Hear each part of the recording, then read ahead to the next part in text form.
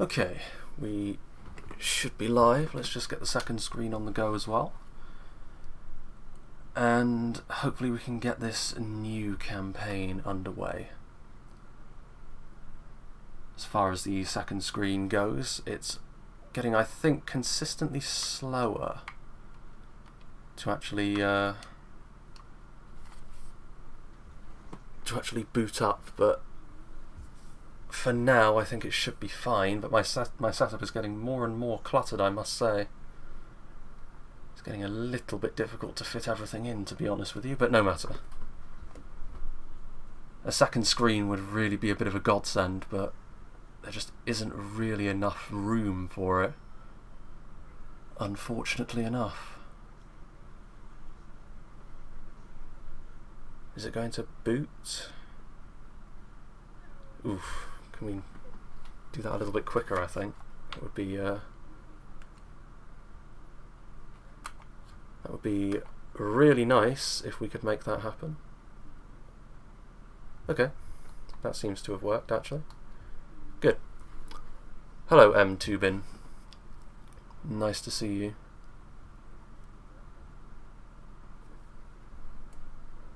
At least we seem to have connected to the actual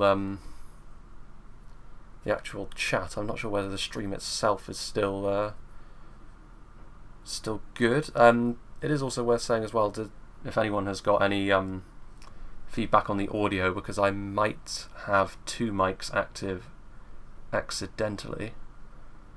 OBS isn't entirely clear on that point, but it should be fine. So if I am speaking in stereo once again, I'm sure everyone will let me know. Just give it a little bit more time for people to filter in, I suppose. Okay, good. Hello, Cookies. Wolfie's Cookies Gacha. It's quite an interesting name. Anyway, so, as should be evident by the thumbnail and the title, we're going to be starting a new campaign today after the end of the Lothlorien campaign, and by popular request it is going to be these gentlemen, the Ar-Adunaim. The great cape and landlocked firth of Umbar had been Númenórean land since the days of old, but it was a stronghold of the king's men, who were afterwards called the Black Númenóreans, corrupted by Sauron, and who hated above all others the followers of Elendil. Hello, Oliver. Nice to see you. After the fall of Sauron, their race swiftly dwindled or became merged with the men of Middle-earth, but they inherited without lessening their hatred of Gondor. Okay, so there is a little bit of leeway with how you can start with the Ar-Adunaim, because they begin as a horde. Having said that, however, we will be starting in Umbar. Hello, Finkar. We will be starting in Umbar for the reason that thematically, the people who the Ar-Adunaim would want to fight more than anyone else would be Gondor and Mordor. And if you go over and start in Tharbad, which is probably the other main option really, because most of your units are limited by coastal recruitment, and Tharbad does count as a coastal province. But if you go all the way over there, your main quarries are really far away. To be fair, you don't necessarily need to go after Gondor and Mordor, but I think thematically it is the thing to do. So we will be doing that. We're also going to turn no battle time limit on, because just in case, there's often intricacies that can come into play there. Regardless, we will begin the campaign. We don't need advice. It's also medium difficulty is what we're going to stick with, because the only thing that difficulty affects is morale of enemies, which isn't really the most significant thing anyway, so there wouldn't be anything necessarily to stop me from turning the difficulty up. But I feel as though, it's one of the things which could skew the game, and it's not significant enough in terms of the difference of the challenge that it's worth really worrying about. Medieval 2 is really a take it or leave it sort of game. I think there is a lot to be said about the fact that the later games, they sort of fall back on giving the AI cheats essentially to make it difficult, whereas Medieval 2 doesn't really do that, but as a result, as you go into the late game, like, the only way to really make Medieval 2 games hard is to make them hard for yourself, like we did in the last campaign with Lorien, where most of what happened was were problems of our own making. Hello, see you. Nice to see you. Anyway, welcome to Divide and Conquer. We don't need to worry about that because that's generic information. We already know about that. And I think the camera is going to pan over to Umbar, because I think we start with... I did actually do a little bit of research into this campaign before starting it. Return of the Ar-Adunaim. The Golden One, Ar-Pharazôn, sailed with many of our ancestors to make war on Valinor. He was smote by the false gods that sit in that land, and our home of Numenor was cast beneath the waves. From that point on, the people of Numenor were divided between the surviving kingsmen, loyal to Ar-Pharazôn, who had stayed in Numenor's colonies in the south of Middle-earth, and so had escaped the ruin, and the treacherous faithful, who fled the Isle to found kingdoms among the firstborn. We are the descendants of those kings' men, the Ar-Adunaim, and our name means Kings Numenorians in the tongue of Mother Numenor, Adunaic. We have heard of weakness in Middle-earth and sail forth from our lands to claim land for king and country. We have gathered from many of the cities of our kind that lay to the uncharted south of lands of the faithful into a mighty host. We have come from provinces as close as Be'lakar that lie close to Umbar, or lands as far south as vast jungles, and even further where mountains reach to clasp the sky. The lands such as the Bay of Gan, the Gulf of Rain, Tur Betark, and the dark forests of the south, and the Bay of Usakan, all bow down to a new lord who shall lead us to the north, to our birthright.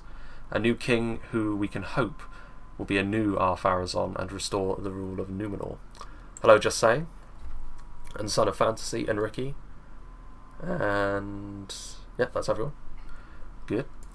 For many years we have fought and squabbled among ourselves, seeking only the riches and gold of each other. Petty kingdoms and great cities alike burnt each other's crops and looted each other's vassals. Once we had been united, and Numenorians, all that unity splintered, when the great betrayer Sauron led the Golden One astray down the path of ruin. With the ruin of Numenor, its great colonies fractured as their lords, man and women alike, sought to claim the crown. Alas, little but blood and ruin came of those attempts, and after many years the kingdoms realised there would be little chance of a leader with a strong claim emerging, and so agreed to an uneasy truce, each tolerating the sovereignty of the others. Hello, Sephiroth. Looked like you're about to do an Elder Scrolls lore vid. I could do one of those, to be fair. It probably wouldn't be as comprehensive as the people who've been immersed in that for a few years now, but I could give it a good go. There was once a chance of unity when the faithful king Tyrannon Falastur sought to parley with us. The many nations acted as one, and we sent a noble lady, Baruthiel, who held the closest ties that could be found to the Golden One, in an attempt to place a king's woman on the throne of a united new Numenor, for she would control the weak king and operate as the power behind the throne. Sadly, the plans were ruined by a meddling steward, and the union of the lands never came to pass, and so Baruthiel was exiled. Ironically, she returned bearing the child of the king. By exiling her, Tyrannon Falastur had guaranteed that he would never have an heir.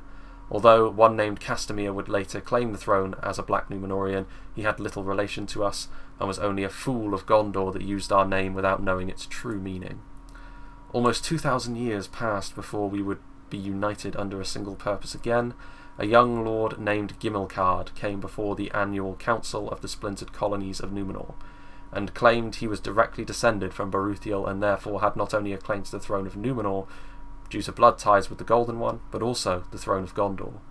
Few believed his claim at first, but he produced documents and an ancient ring that proved his bloodline, and showed the same skill with cats that Baruthiel was said to have. He then announced that if we would grant him the throne, he would lead us to great glory in the north, and we would have Middle-earth under our dominion, and we would form a new Numenor. Although some resisted, most joined him, and so we assembled a mighty host and set sail north. We're going to go to Umbar, Sephiroth. I don't know if the face cam is going to stay, Ricky, to be honest with you. I was just curious to see if the thing that I was using for Zoom calls for university would actually work in OBS, and it does just fine, so it might stay.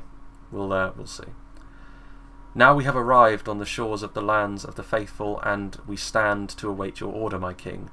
None know of our coming, and so we can act as we wish to. 4 chief foes await us. The elves are pawns of the Valar and will resist us at all costs, and likewise the dwarves, caring only for their greed, will seek to deny us tribute, and both must be crushed under our heel. The great betrayer also skulks in the land of the shadow, Mordor, and so he must be brought to justice before the throne for his crimes of high treason against the Golden One. Finally, the ruling houses of Gondor and Dol Amroth must be extinguished and their lands subjugated, and any who claims the throne of the faithful must be made to pay with their blood for their heresy. For there is only one true heir, and that is you. I am also pleased to say that the kingdom of Arnor lies in ruins and cannot threaten you, as its foe, the Witch King, destroyed it long ago. How you deal with them is up to you. You can ally with one against the others, or simply crush them all in one fell blow. Finally, I am pleased to inform you that you will be able to recruit any troops from any human nation to our banner, for our officers are well experienced in commanding men of different nations. Furthermore, the seed of discontent still lies ripe in the hearts of many in Gondor, and with gentle persuasion and proof of our power, many there will join with us. I suggest we begin our conquest at Umbar, for the conquest of the great Númenórean port would prove to be a symbol of our might, and recently a Gondor army led by a man named Thorongil sacked the city, and now only rebels of Gondor and Harad roam it, and it will be an easy conquest. It is now the return of the true king. Marvellous. That's just the recruitment reports, that's just the barracks event. So, quite a lengthy intro once again. So we start off right in the corner of the map, or near enough to the corner anyway, we're near the coast. We also start off with quite an incredibly large army as well. I think it is the single largest army on the field between all three of us. Yes. Maybe Gondor has a slightly bigger army at the start, but that's scattered throughout a lot of the cities, to be honest with you. But, just as a little thought, we also have a small navy as well. The Dol Gulbalak here is the black ship, which I believe is the second strongest ship in the game. If someone wants to correct me on that, then they can, but I think the only ship stronger than it is the heavy High Elven ship. So certainly in this part of the world, our navy should be the strongest should we choose to invest in it significantly, because I don't think we'll be seeing the High Elves at any point during this campaign, to be honest with you, unless something goes very awry. But here is Ar-Gimilcard himself, which, let's have a little look here. Let's have a look at our family tree. So Ar-Gimilcard is our faction leader. He is the new king. He is the one who wants to take on the mantle. Oh, a moment. He is the one who wants to take on the mantle of Ar-Pharazôn, which is quite the challenge indeed. He has Lord Gimilzor, who is his faction heir, and he has Gimilthon, who is his other son. The rest of these are all girls, I believe. Both of the elven ships and boats are stronger. Both of them are stronger.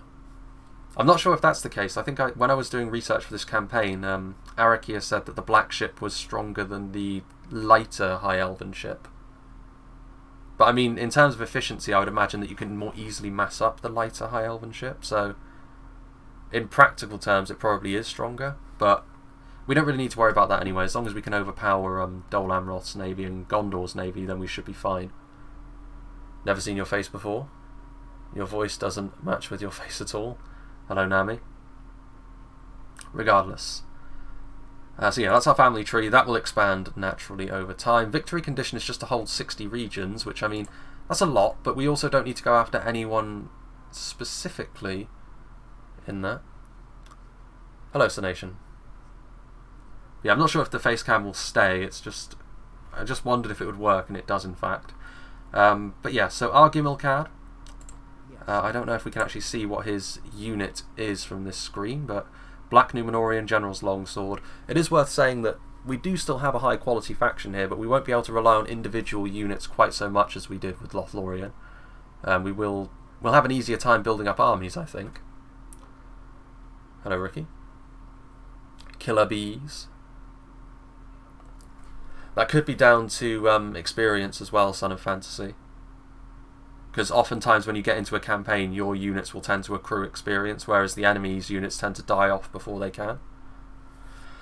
But regardless, I do know what unit he actually has. Ah, yes, here it is. So he has a unit of a Naru and Aru Royal Guard as his bodyguard, which is very nice for us because they're a unit of our highest tier spearmen. Very, very strong. Obviously a very recognisable name. Can make shield wall, all of the good stuff. These are very good stats as well by Divide and Conquer standards, I must say. 31 total defense is very significant. They've got a lot of defensive skill. They've got a lot of armour.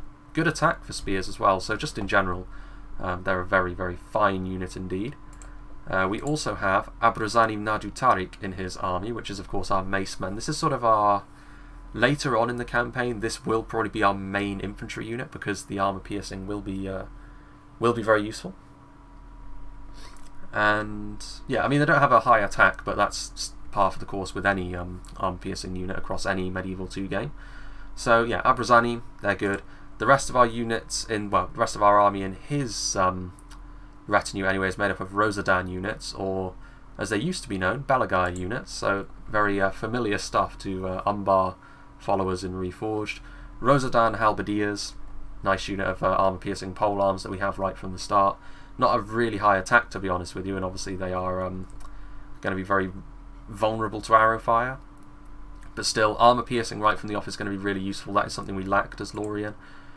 Rosadan footmen, which are spears, they're sort of effectively our standard line infantry unit in many ways. Because we don't really have a lower end swordsman that wields a shield, to be honest with you, at least not in the traditional sense of the word. So this is probably going to be the unit we try and mass up the most of. If I'm being honest, but still dependable. And the final unit he has in his army is the other Rosadan unit, which is the Bowman. Nice unit of archers this, that we can use to skirmish with the enemy. We'll easily be able to outperform Harad's archers at range in the early game. Possibly Dolan Ross as well. Probably not Gondor's though. I think Gondor will probably beat us at range, but we can move in and try and use some armour piercing on them, I think, and we should still be just fine. Hello, Dill. Yeah, you just missed the initial faction preamble, as it were.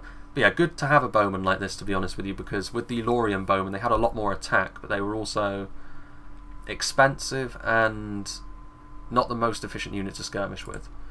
So that is his army. As for the others, we do have Lord Gimilzor here, who is our heir apparent. This is the unit that we really want to get in the late game as well, the Ar-Adunaim Armsmen, a really, really nice unit of sword and board infantry, which again is something we didn't really have as Lothlorien. At the high end we had those heavy two-handed swords, heavy halberds and heavy archers. These are impressive stats though, very impressive stats, to the point where we don't really need to worry about quality too much. And we also have a unit of Ar-Adunaim Narduzagar, which are the heavy swordsmen. It's a completely different setup with heavy swords in Divide and Conquer though, because armour is what gives them all their survivability really. Their defensive skill is actually pretty low, so it's not the same as heavy swordsmen in Divide and Conquer or in Silmarillion at all. But still, this is very nice indeed. And then finally, we have Gimil Thon over here, who has a unit of Beruthiel's Watch, which are a unit of effectively decently armoured crossbows. Crossbows are not quite as good in DAC either, generally speaking, but this is a higher end unit, so hopefully we can make good use of these crossbowmen. It's nice to have the option anyway. We certainly have a few crossbows that we can take advantage of in this part of the world, so we'll see for ourselves, because obviously Lothlorien don't have the ability to hire any. And of course the Ar-Adunaim Nadu Bawib, who are our heavier archer. This is a unit which we can definitely use to skirmish with pretty much anyone we come across. 6 missile attack is, again, kind of like the entry level damage for the elves, but the advantage we have, of course, is very nice armour and a shield value. Yeah, don't worry, we'll organise our starting army. How do you have these elites early game? Because as the Ar-Adunaim, you start off as a horde faction, you start off with a pretty beefy army because you need to take a city. You need to claim a new homeland. So yes, this is the Black Ship, which, to my knowledge, is the second best ship in the game. And we have the Balu Kazga, which is the lighter ship that we have. But yeah, I mean, navy-wise, we should be just fine. I mean, the navy stuff is actually something I haven't engaged with in Medieval 2 for an awfully long time, so we'll see how that goes. Now, the thing is about Umbar over here is it has a monstrous garrison, actually. It has Serpent Guard in there, it has the Conqueror of Umbar, but it is effectively a pretty solid Haradrim stack. Serpent Archers are in there as well. We have a Diplomat over here, and we also have Ardamir as well. Belagia is pronounced Belagia. If that's the case, then they really should have organised the A and the E differently. Regardless, What we're going to do right from the off is move closer to the land. We will get all of our units into a single army, embark, and then we shall head off. And I don't think we can do anything else. There's some independent forts over here. So what we really want is to sort of establish our homeland first and foremost, because they have... This is the only part of the map that has our culture. That is going to be one of the main challenges that we face early on. Possibly the only challenge, to be honest with you, in addition to actually conquering Umbar itself. And that's the fact that the King's Men culture is not natural to any part of Middle-earth as it stands. So it is going to be a slow process to sort of get people to see the light, as it were, as we move onwards. But that's all we can really do. I mean, I will save the game right here, just because best to get in the... I'll just call it Umbar for now. That is effectively who we are going to be after all.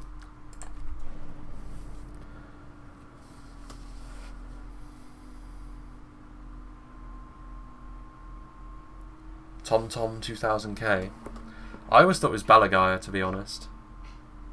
Surely if it was Belagia, it would be... I've said it both ways in the past, to be fair, but surely if it was Belagia, like, the actual word would read Gia in the second half, rather than AE.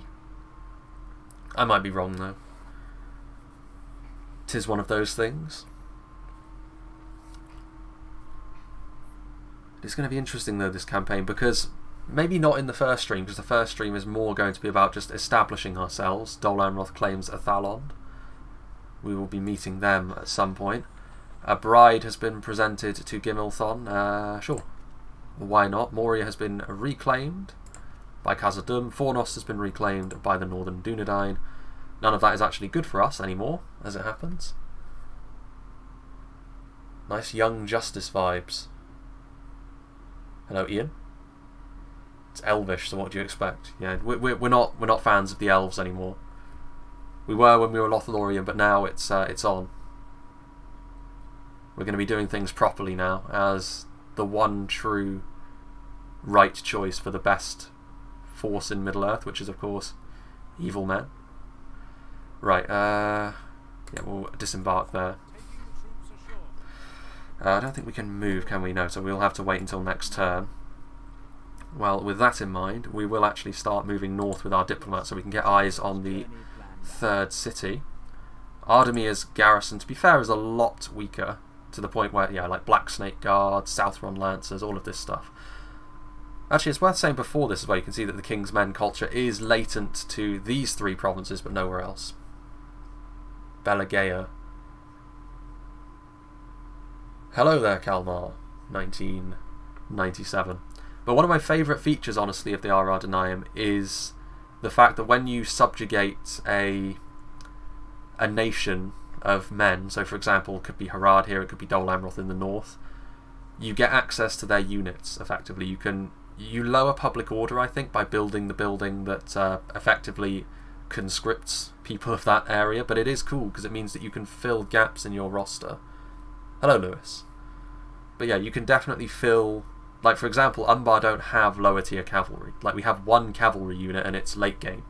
And even then, like, they're not really designed around cavalry. But all we need to do is get a bit of cavalry, is go for Harad, get some cheap Southron Lancers, or go north and go for Dol Amroth. So there'll be options here.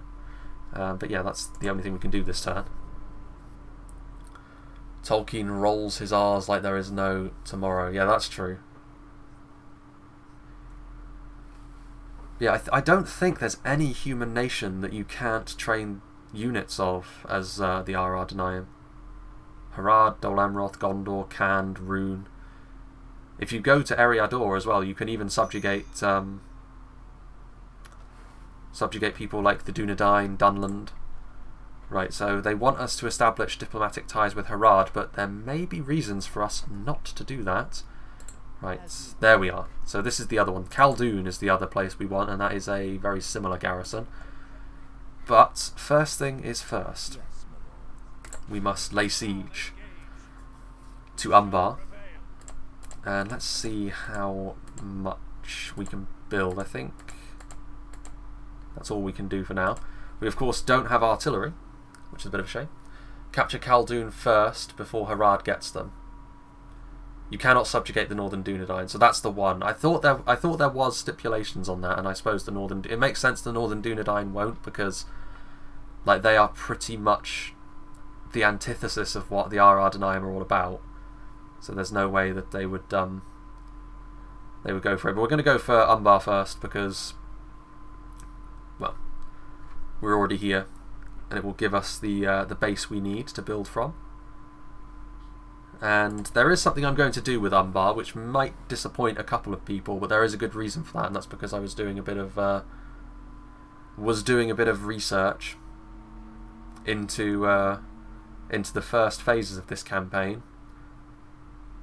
I mean, if Harad gets Khaldun and Ardamir, we will go to war with them. It's as simple as that.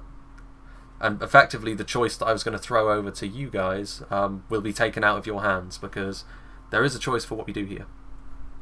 Definitely a choice. Anyway. So I think if we have a look here, yeah, so you can see the balance of power is solidly in our favour. What I'm going to do here is also resolve this battle, and there's a very good reason for that. It's because Umbar is not a custom settlement, which means it's a standard medieval 2 city, I believe. The problem with that is, because it's a high level city as well, is it has ballista towers. Anyone who's played Medieval 2 before knows that arrow towers are bad enough, but as soon as you get into the higher tier defences, they will rip you to shreds, to the point where it's actually more worthwhile to completely avoid the battle if you don't have siege equipment. If you have siege equipment, it's a different matter entirely, because then you can destroy them before moving in. But we're going to also resolve it here. So we lost a few soldiers, but that's no problem at all, because we start off with a huge army, quite frankly.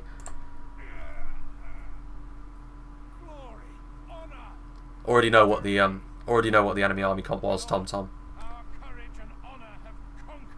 Yeah, occupy the settlement. So Umbar is now in our hands, and I think I'm not really sure what to do with the navy at this stage, because all we're doing is really just establishing ourselves at the moment. Hello, Stefan. Yeah, the face cam might stay, it might not. It kind of depends on how I feel, to be honest with you. Right, we need to repair buildings. All of these need to be repaired. I think that is, yeah, it's the town guard, practice range, and inn.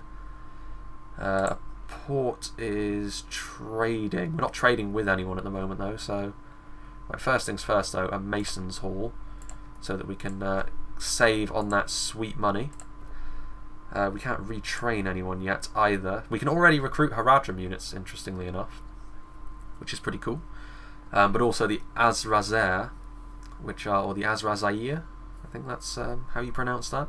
The Azrazair, of course, are entry-level units, the Corsairs, essentially. Check Gobel Merlond. That's this town up here, right? Well, I just want to keep my guys over on these two at the moment to see if Harad take either one. We shall see. Are these forts actually full of anything? Nope, they're just completely empty. We can't actually move, can we? Well, we can. Do we want to move? I think we do, don't we? How much can we get away with sending outwards? Because we definitely... I think Ardamir is probably the chief concern. Or is it? Is Khaldun? Which one of these is worth taking first? Which one is Harad likely to go after, do we reckon? Because we can start moving in that direction immediately. Hello, Ansari. Saad Amir. Good to see you. Because we do want to establish ourselves fairly quickly. I can't imagine Harad will move too fast. I like your videos. Thank you, Christopher. Ardamir. Khaldun, you get Corsairs there too. Well, it's not so much the units that you can recruit there, it's more I'm just concerned about which one Harad is likely to go for first.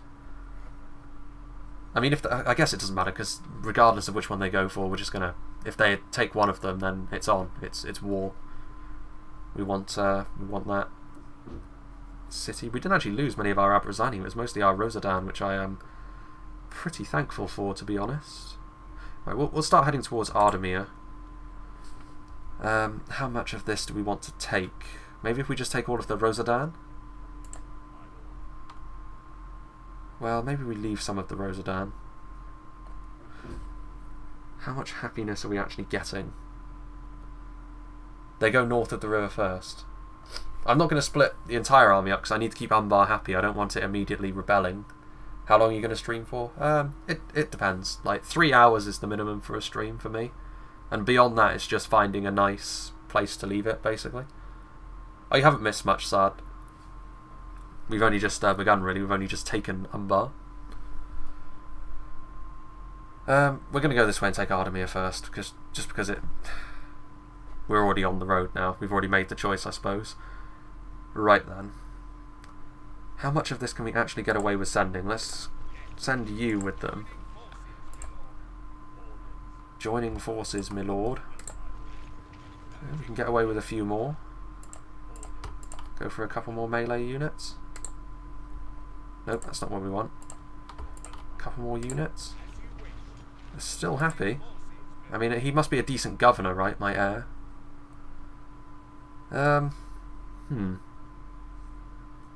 Okay, let's go for another unit of Bowman and then leave it at that. Yeah, that'll be fine. And then we'll take that fort, get a bit of free upkeep. I haven't seen Sukrit, no.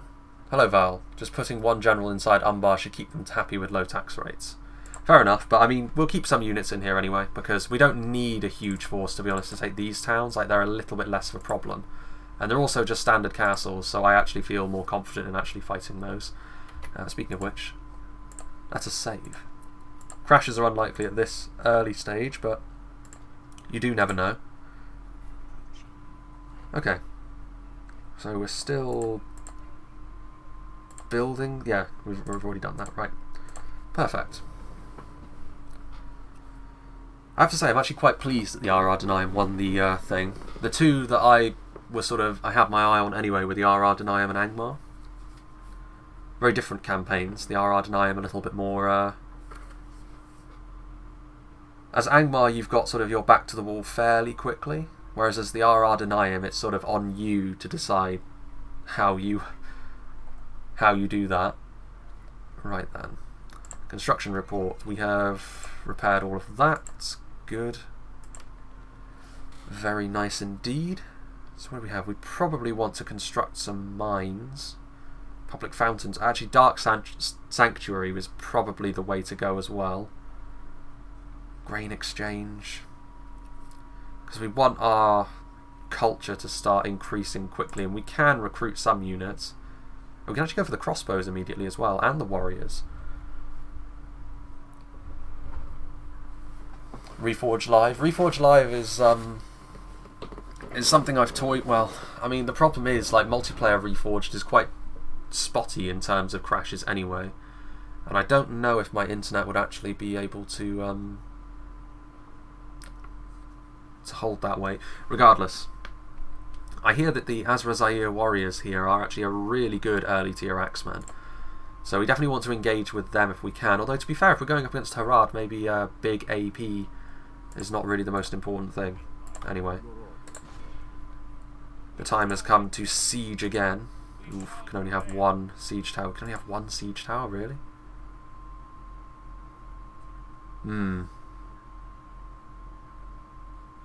Okay. If we take that away, how many ladders can we have? A lot. Yeah, okay, we'll do that, because we're going to take losses on the approach, but actually siege towers can also take damage as well, so yeah, we'll maintain that siege. Hello, Matt. Nice to see you. Hello, Death Eater. It's your birthday, is it, Nick? Well, happy birthday indeed. It's quite a rainy day here. Hope you have a good day there. Right, so now we're in range of that. Right, let's go across the river. So yes, this is Gobel Merlond, Men of Harandor. That's a more significant garrison again. Basically, this first stream is going to be mostly us not picking fights to start with anyway, on actual factions, because unlike with Lorien, who we had some room to move, but ultimately the fight with Dol Guldur began pretty quickly. as the Ar-Adunaim, you're sort of encouraged really to set yourself up first and then sort of consider what you want to do. And that is exactly what shall happen. So can we actually recruit units at this point? No, we're nearly able to recruit units. Fair play. Right then. Yeah, we'll keep him there. Miserable up north. Crossbows suck in Dak, yeah, apparently that is the case. We do have a unit of higher end crossbows though, the Baruthiel's Watch is one of our general's bodyguard units. So hopefully we can take advantage of them. I think the main problem that crossbows suffer from in Dak is not all of them are actually armor piercing, is that correct? Which, I mean, that takes away the entire point of them, to be honest with you, because their stopping power is mostly because of that. You don't start as enemies with the Ar-Adunaim, Matt. With Mordor as the Ar-Adunaim, I should say. But neither are you beholden to him. You owe him nothing, basically. Right. Actually, this is not a bad idea to have a little peek over here to see what's going on. They did ask us to establish diplomatic ties with Harad after all, and we can at least do that. Right. Let's see what's what here. Yeah, we're actually going to fight this one, because I don't think this castle's got, like, ballistae towers, which is the main problem. All crossbows are AP? I heard that the entry-level Dorwinian ones aren't. The Baruthiel's Watch are good because they get the faster animation. Crossbows suck because they're really slow and cannot arc their shots. Oh, I see. So you just straight up can't arc their shots in Dak. That's quite interesting. Okay, yeah, this is a wooden fortress, or castle I should say, so yeah, we should be good. I mean, there's a gate here. Right. So we probably will take a few losses doing this, but let's have a little look at some of our units, shall we? Up close and personal like. So here are the Rosadan, the standard units that we will be using. They're heavier than the equivalent Haradrim units, and probably all around maybe a little bit more dependable than Dolanroths. Probably not quite as good as the Gondor equivalents though. It's really later on when we start to establish ourselves in that regard. Here are our golden-clad Naaru Royal Guard. The Expo Towers are a meme. Okay, I guess they're all AP then. Well, I mean, that makes up for it a little bit. But regardless, yes, this is technically speaking all of our general's bodyguards, or at least most of them, are going to be this. It's just that the Household Guard are effectively a smaller version with like one more charge bonus or something, which obviously is not really very significant when it comes to spears anyway. I don't know what... there is Gimilcard himself. Designs on being the new Ar-Pharazôn, more footmen. What is my best unit? In this army, it's definitely the Naru Royal Guard. In the whole Ar-Adunaim roster, the best unit is probably their pikemen. When I was looking at their roster, the Ar-Pharazôn's Faithful, which is like a high-end pike unit, just based on how good pikes generally are, and the fact that you get a high tier one as Umbar, or I shouldn't call them Umbar, the Ar-Adunaim, that's probably their best unit all around. But yes, Rosadan Halberdias are our phalanx unit that we get early on, which I'm not complaining about at all. Nice to have a unit of AP right from the off, and then some nice skirmishers. I mean, these Rosadan Bowman are going to be better than the Harad equivalents, most certainly. And then the Abrazanim, who have definitely got a Roman vibe to them, mainly because of the shields, but also like they've got the coloration. Yeah, they're definitely sort of Roman legionary style. Is Windy Pop your friend? Sure. I haven't actually... Well, it depends on what your definition of friend is, because I don't think I've spoken to him enough as much as I would like, really. He's a busy guy when work kicks in, though, because he works offshore a little bit. Right, we definitely want to keep the Halberdias back. Yes, I would consider him a friend. Yeah, the skirts as well. First Legion is the best pike unit. Yeah. But the Ar-Pharazôn's Faithful is known as one of the best pike units in the game. I mean, to be fair, not every faction's got a high tier pike. We didn't as Lorien. Lorien, their high tier phalanx unit is a halberd. Right, anyway. Put them into loose. I don't think we want you actually on the front immediately. I think what we're going to do with this is we're going to send you in through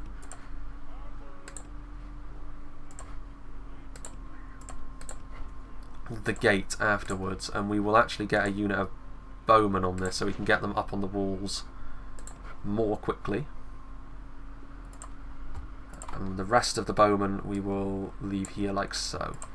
Halberds can be our final wave, and hopefully that will be sufficient. The Bloodbane Marksmen are the best crossbows in the game. Right, anyway. Now then. Yeah, we definitely want to sprint up to the walls. No messing around. What have we got on the front here? Haradrim Archers are... I mean, to be honest, it might just be worth getting our Rosadan Bowman into melee there, because they're going to be superior to them. They're not brilliant in melee, but nor are they dreadfully poor. You know what? Let's get these guys forward as well. After all, why not? Why shouldn't we have a bit of ranged support? Numenorian Warcry is our special ability, which I assume is a morale-shattering thing. Your channel is developing rapidly. Well, it's developing. I'll say that. It's a niche. It's never going to be one of those things that it explodes instantaneously. But I'm fine with that, really. Such is the way of things. We're going to take losses here as is the way of things, but this is what we need to be using our first big army for. We don't have any enemies as such anyway, so it makes sense to utilise them in this way. The Nazi Tariq are going to absolutely butcher Southron Archers.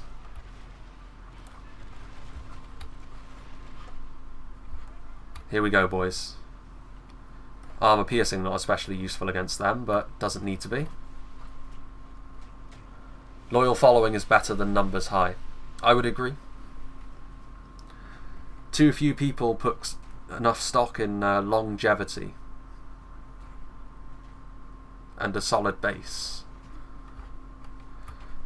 Rosadan Footmen getting in here, Southron Archers. So these are the slightly better Harad Archers, to be fair. They are the archers that have that wooden armour. Corsair Rebels, indeed. Yeah, they're not going to do very well here. This is the standard Harad Archer, and they are in massive trouble, it's fair to say. Best to get our general, because they do have cavalry, don't they? And our general is going to be the best thing to use against those Southrons. Getting rather uppity. I'm not sure why these Southron pikemen are over here. They could be really, really useful. How much do I earn from YouTube? Not that much, to be fair. It's about the same as working a part-time job when putting the same amount of hours in. It varies a little bit, but it's not a significant amount. It's not like the equivalent of a full-time job per year. It's nowhere near that amount, to be honest. In order for that to happen, you need I would say in order for it to be like a full-time job that's viable, you probably need to do the same amount of content that I do, but with I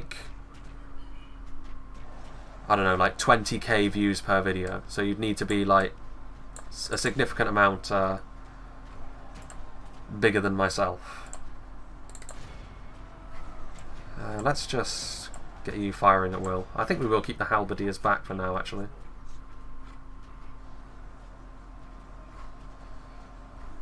Yeah, we'll eat them alive. Defeat seems certain. Yeah, our Rosadan have done a really good job. I mean, we're only going up against archers. In the next version, the Balerian Honor Guard are going to be the next pike. Are they giving the High Elves another unit that's the best in class?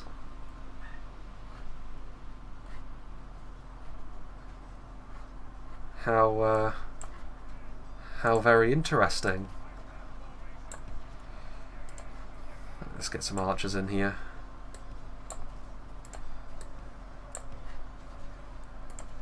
Inside the walls.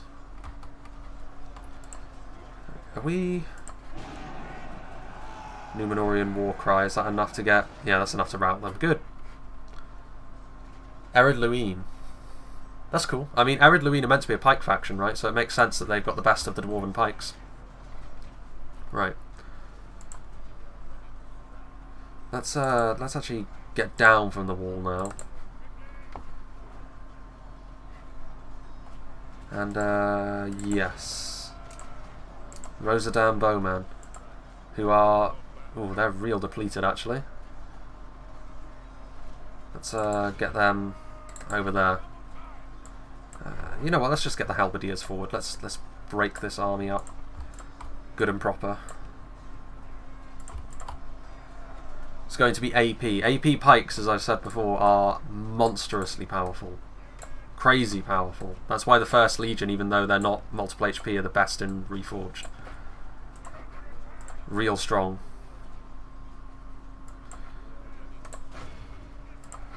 We're taking a lot of damage from these arrows. This is why I don't like fighting sieges without siege equipment, because like it's better to auto-resolve them. It genuinely is.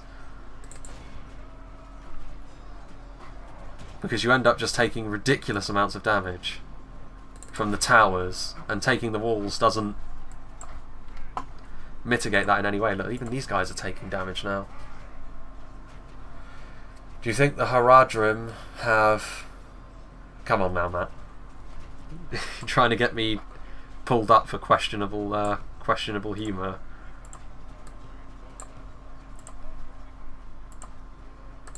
Yeah, shoot them. I think, to be honest, we're just gonna... we're taking so much damage here. It is the real problem with having no... next time we're gonna... like, the next one of these we do, we're going to auto-resolve it again, because it's just nowhere near worth. What are they doing up on the walls? Get down! Right, now they're moving forward, yeah. Okay. Yeah, Rosadan Halberdias get into position, and Rosadan Bowman get out there.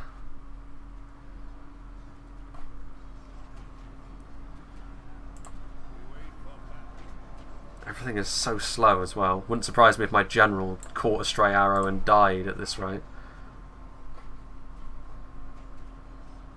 Yeah, look how much of our army, like nearly a third of our army has died, and almost all of it is from the arrow towers. The pikes are going to do some damage now, but like in actuality, like most of their infantry isn't really doing much to mine.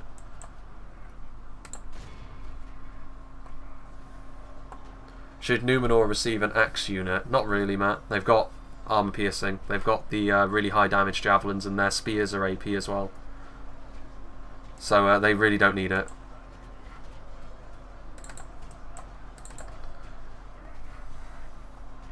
Shoot into their backs, actually. Jesus. How are we going to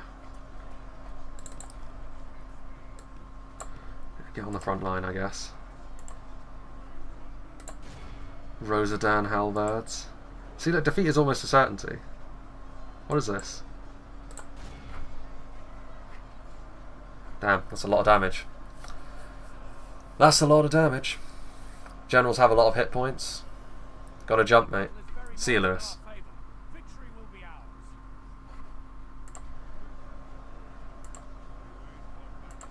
Abrazanim Nadu Tariq.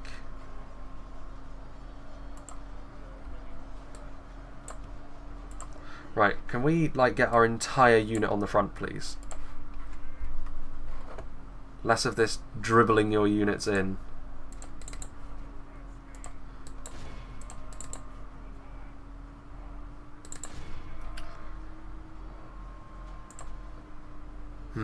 Is there another way around? No, this settlement is heavily fortified, isn't it? God damn. Defeat is a distinct possibility. Yeah, this is why I didn't fight the battle for Umbar, because this problem would have been 10 times worse with ballista towers. Right, get in there. Get into the front.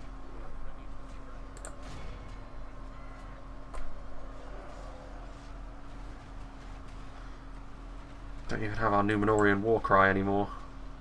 Right, they're wavering at least, so we'll be able to sort of push our way into the TC, I suppose. Bizarre. With AP, they'd be completely unstoppable. Doom stacks from weaker factions.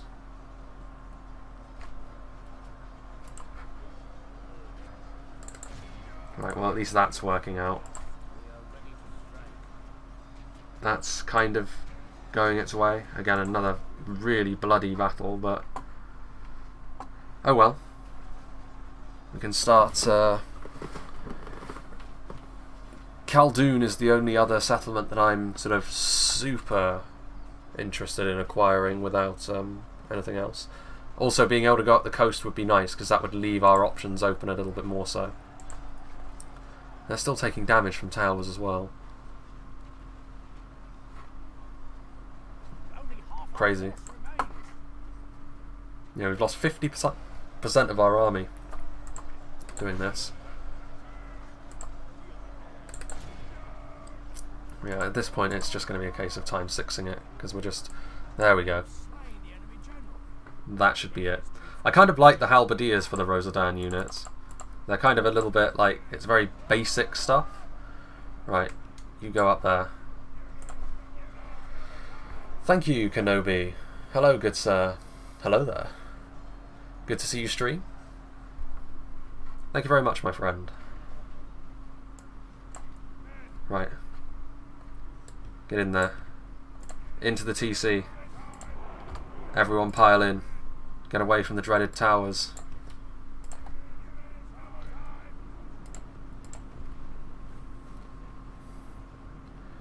See you in a bit, Finkar. Half of Human's battles are won by his moustache. Right, there we go. The facial hair is actually, well, I say relatively new addition. It was only really just before lockdown where I started with it. And since then it's just mostly stayed. 8 damage. I'm sure that they'll get there. I mean, Divide and Conquer is not like designed to have like pinpoint balance. Like the High Elves and how brutal their high-end units are. Do you think Gondor needs a mid-tier pike? For what? Reforged or this? Yeah, look at that damage we just took. That's crazy. Alright then. Occupy the settlement.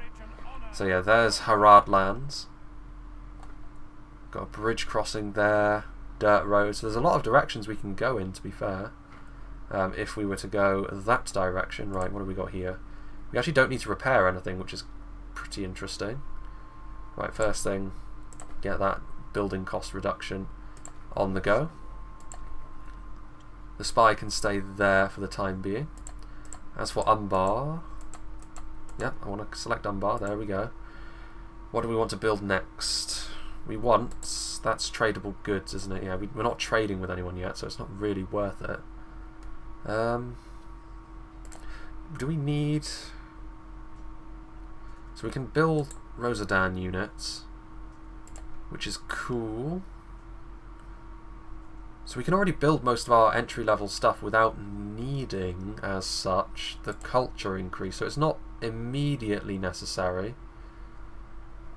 But having said that, it is cheap, and it does make sense to get it on the go reasonably fast. The fact that Galadriel says that elves are the wisest and fairest of all the free peoples is a meme. Look at Thranduil and Feanor. Listen, Thranduil is... I like Thranduil. He's my favourite elf, to be honest with you, because he's not just this burnished specimen of perfection in terms of his personality. I feel like you can go for an... If you feel daring, you can go for Ar-Cagmir and take on the Mumakil garrisoned there. Mumakil. Can we actually train Mumakil as the Ar-Adunaim? If we were to subjugate Harad, let's say, can we train Mumakil? Or is that like... I would assume that's one of the units that you probably can't train. Like the Mumakil and the Trollmen are not really men as such. And I would assume that that means the Ar-Adunaim would have no need of them.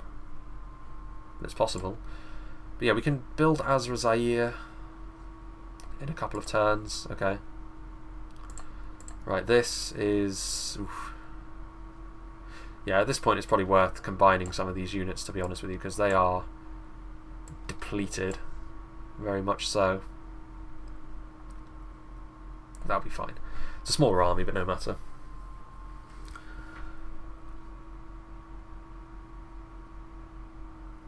Dumbo. Right then, let's see. That's exactly the same garrison and presumably exactly the same castle as well. So yeah, we'll auto-resolve that one when we've built up enough of a force. I think we will build it up from Umbar, if anything. Anyway, mines I think is probably a good idea because it's reasonably expensive, but also it will give us a good amount of income, so we will build that immediately. We don't need to rush things too much here, I don't think. Okay. Let's go ahead and save. Just in case, like, you can see all the units you could possibly train in custom battle if you set the time period to any. Maybe I'll do that then, Van Hout, after this and just take a little look. I know for a fact that you can trade, like, if you do it for Dol Amroth and Gondor, their colour scheme changes to yours, which is really quite cool. Ah, another general. We shall take him. And I assume he's over here. No, actually he's here. Okay. So he will have the regular general's bodyguard, so he'll be the Naru and Aru household guard. We've got good relations with the Haradrim tribesmen. We'll see how long that lasts, depending on what people want me to do, because there are choices. We have many choices, but we still can't recruit anyone. Right, what have we got going on over here? Aha, Fain Obel, which is Harad's capital, is it not? Indeed, there is the Serpent Lord himself with a rather snazzy looking portrait. Not quite as snazzy as Ar-Gimilcard, I don't think. I really like the aesthetic of that kind of armour. Regardless, let's see here. So we're still going to be building them. We're still just waiting. Really, we're just waiting until we can actually recruit some more units so we can head. We can be northward bound. In fact, I think we will send a couple of units back, if anything. We only need a garrison force here. Gimilcard can stay here for the time being. Yeah, you can take the Nadu Tariq. We'll take the infantry, actually, yeah. Just take the... we'll keep the halberds over here.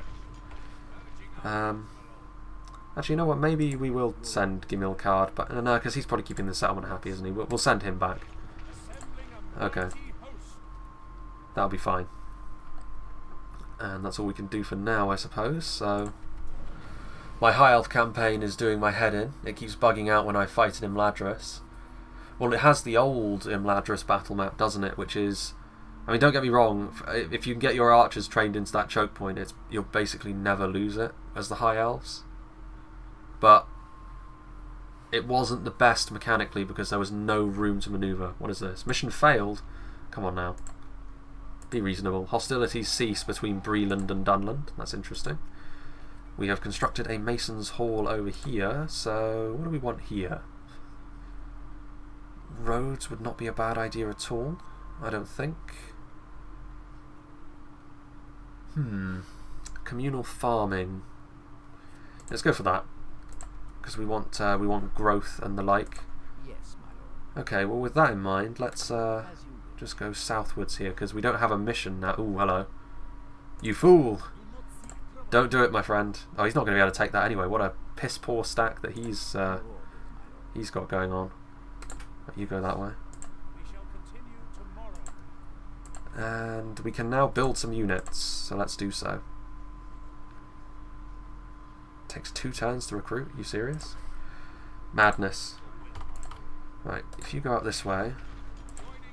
Right, what if you go with him as well? Okay, you're still happy. Good. With that in mind then, let's send a force up this way as well. Good. Imladris should lose their horse archer unit and the Dalian cavalry should be replaced with a mounted Bardian marksman in Reforged. Well, Dale aren't really known for horse skirmishes as such, are they? I mean, I don't necessarily disagree. Like a heavily armoured horse archer would be maybe kind of interesting for Dale to have. It would sort of really complete their skirmish roster.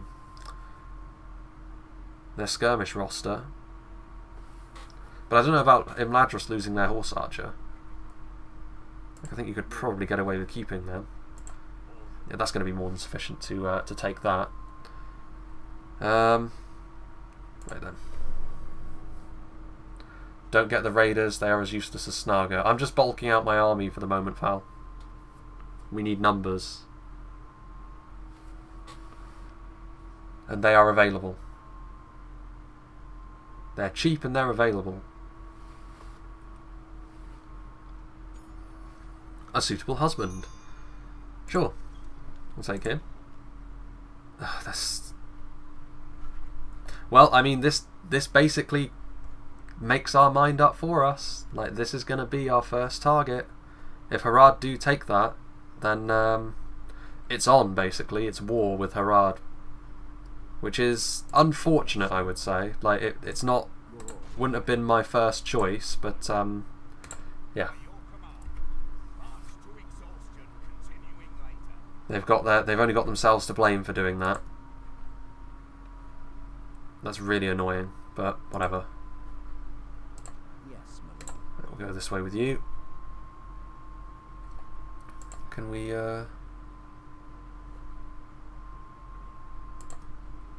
right, you can head up this way as well. And we're still building them. We can recruit some Azra Zaire warriors. Just what we need. Or just what we want anyway.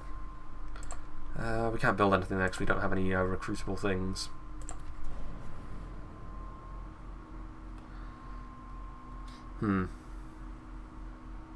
I suppose I can capture all the forts around it. Maybe they'll take the hint and just go away.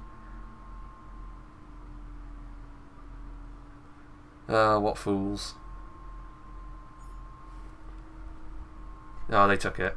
That's really annoying. Really, really annoying, actually. Right. Okay. Well. The situation is what it is. So our relations with them are going to fall through the floor. So we need to bulk up our defence over here. Oh dear. Because the choice I was going to offer to all of you was going to be, who do we attack first? Do we go up the coast and do what is normal, I would say, and go after Dol Amroth, or do we go after Harad first? But the choice has been made for us. Harad will be the target of our righteous fury early on. Yeah, we just need units at this stage. Azra Zaire. We are one turn away from mines. Right.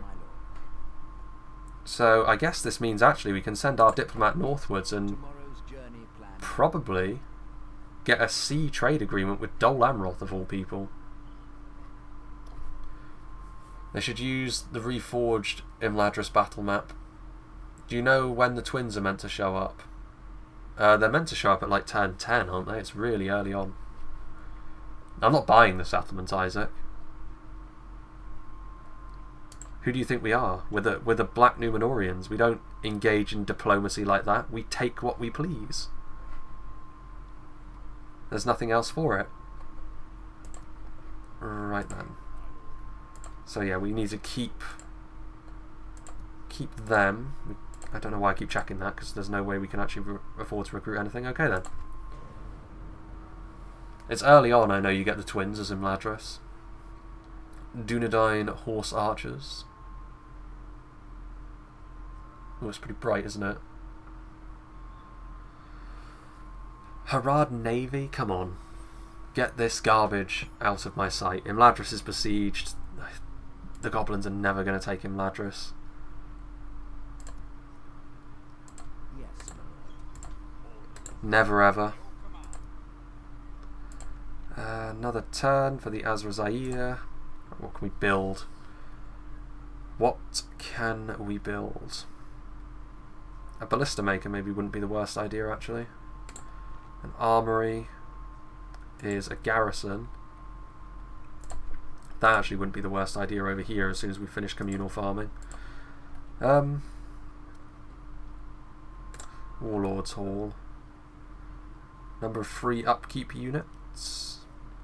Recruitment slots allowed. That would be quite useful as well. Okay. Mining network. There's no need for that just yet. We're making bank from Umbar now. Yeah, let's go for the Warlord's Hall. We need more recruitment slots. Ar-Adunaim Fort.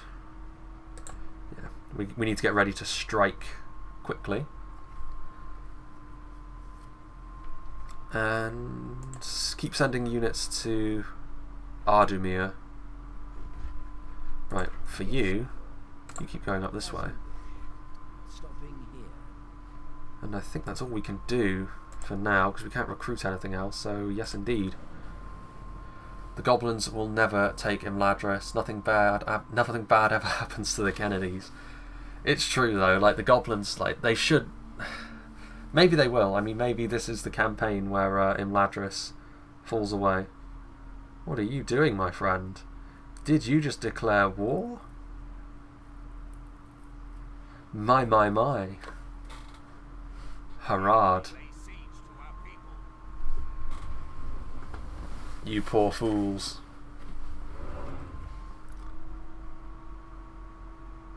Oh, fair play to them. War, here we go. Harad. Well, you have... let's see. I would have preferred a little bit more preparation time, to be fair, but... You know what? I'm sure it's fine. We can't quite make it, of course we can't. What is this army here? That's actually pretty garbage. If we've got arrow towers, we should actually be able to deal with that. Right then. We've got money for days already though. Right, Azra Zaire. You can actually start making your way up this way. Still can't recruit anything else just for now. Things are kicking off very quickly though. Just what we like to see. Harad didn't receive a supply of Isengard gunpowder and bombs.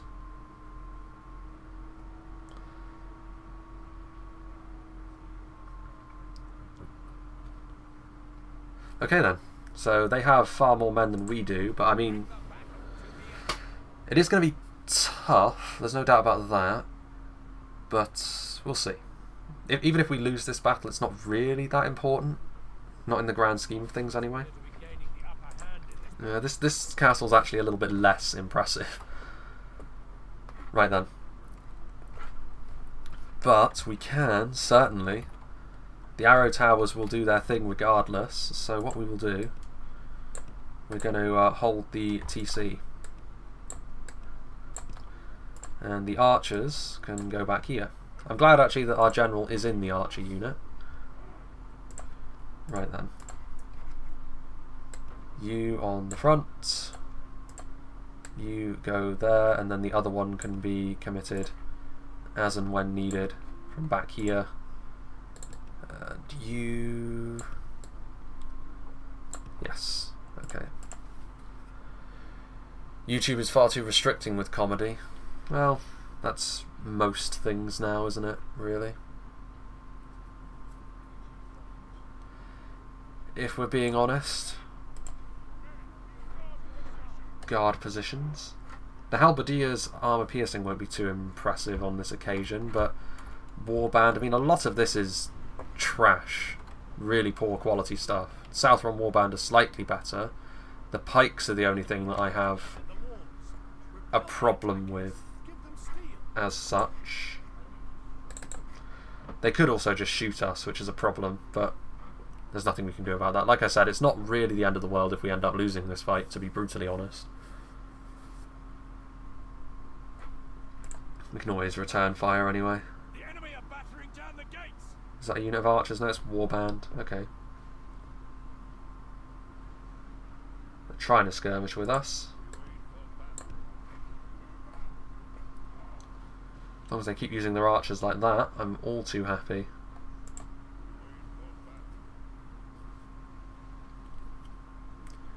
Move closer to the towers. Yeah, well, no, because they can flank if I... Okay, I'll move slightly closer. We'll do this, I guess. And that allows us to bring in these lads when needed. I can go here like this with them. Blast their eyes. The enemy's ram is through our gates. Right, let's see. How much of them are we actually killing? The enemy have the walls. None of them. Did they actually have arrow towers? Oh, the arrow towers aren't firing, so yeah, we're doomed. Classic Medieval 2 at work. How very amusing. Wow, they're really going for this.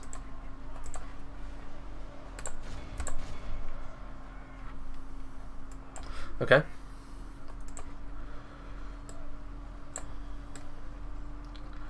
Go in like that for them, and then I guess it's just a case of wait and see where the cards fall, I guess. Defeat seems almost certain. Yeah, it's probably not going to be great for us. Yeah, they're starting to squeeze through. We just don't have the numbers to stop them from doing this, and this is the only trick in the AI's arsenal, really.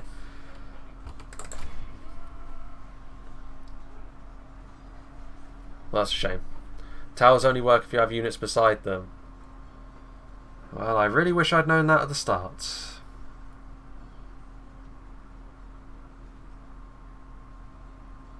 Our foolish general has thrown his life away. Not the end of the world, though. We don't really need to concern ourselves too much with this settlement. Harad have already made the top of my shit list for this campaign, though, for immediately making life annoying and difficult, as Isengard did last time. Rosadan, guys.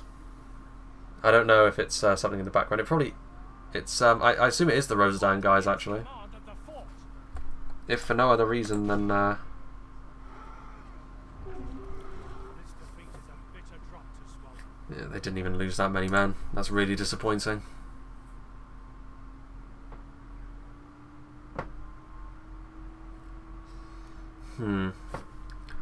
Not the start I wanted, but it just seems like Divide and Conquer. It tries to make life as annoying as possible for you at random intervals. It's like, yo, we're going to do this to you, and there's nothing you can do to stop us. And it's never that effective. Like, they're not going to gain anything from this. Like, we're going to beat them in the end. But such is the way of things, I suppose. You have to blame Medieval 2's AI more for that than anything else. Here we go. Here comes the flood of garbage. And all of a sudden, Khaldun is not all that possible to take. Fuck's sake. Your order. Without question. I shall continue tomorrow. Right. And we can't recruit anything. Why is it everywhere we go, every campaign I do, my recruitment is non-existent? Yeah, we can't win that fight anymore, so we're gonna have to go back to this fort with our tails between our legs. Ugh. Right, let's see. We need recruitment slots here, because we're going to need to start recruiting trash immediately. I suppose so, Val, but it's still not... I'm not going to say anything positive about this situation. It's like they specifically went this way just to be awkward to me specifically. I mean, if they do this, then I'm fine with that. I mean, they're going to take the fort free of charge, but I'm going to immediately kill this general next turn, so...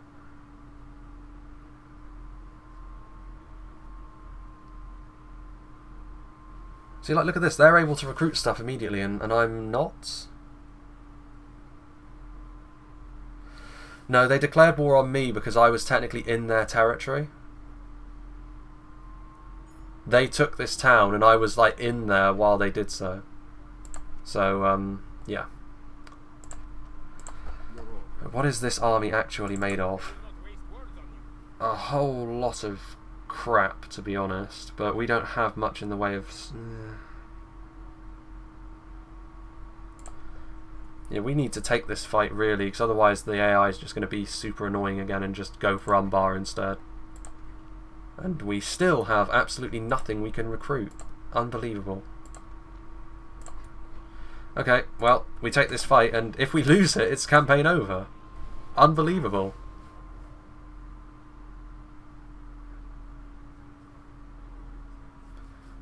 I'll believe that when I see it, Val. I've learnt to take nothing at face value with Divide and Conquer. Considering that Isengard's ranged units can make a real mockery of Lorien's abilities at range. I've learnt to trust nothing. Right. You. We should have enough, you're right, in terms of quality, but it just depends on how they want to approach this. Because they're probably going to go to the corner of the map, because... In fact, yeah, it's barely even worth going up to the top of this hill, because they're going to retreat, because we're technically the aggressors.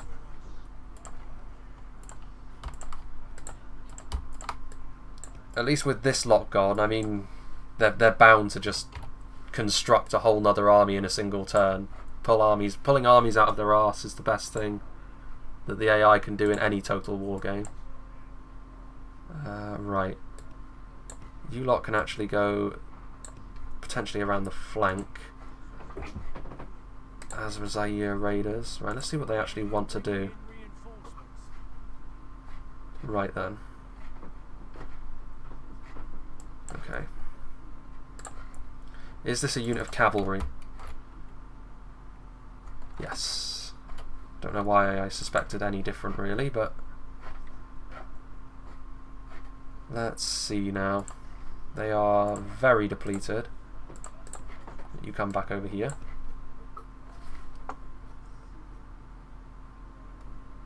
The battle has already begun, my friend.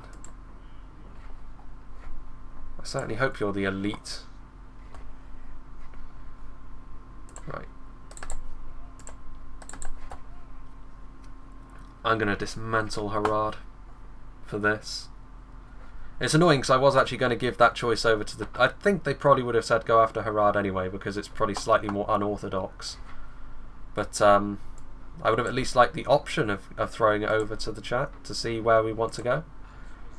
But the game was like, no, we're going to get right in the way.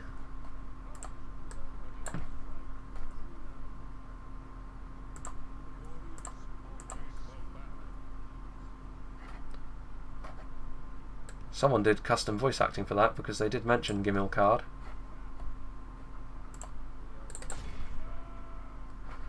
Right then. Oh yeah, Southron Pikemen, please. Tear them up.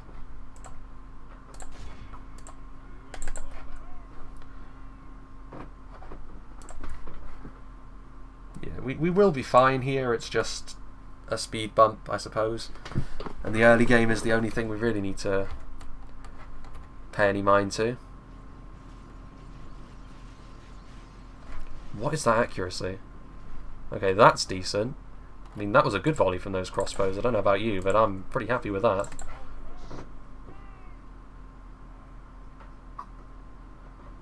Go on, catch them. There we go. Just what I want to see.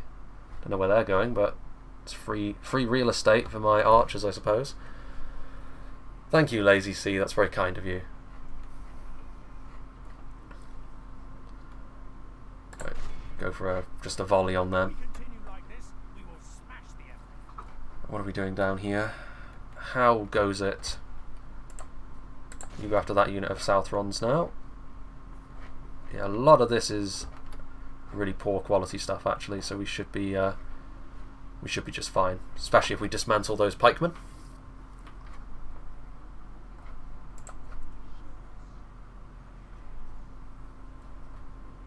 Black Snake Guard. I think this is the same model from Reforged, is it not?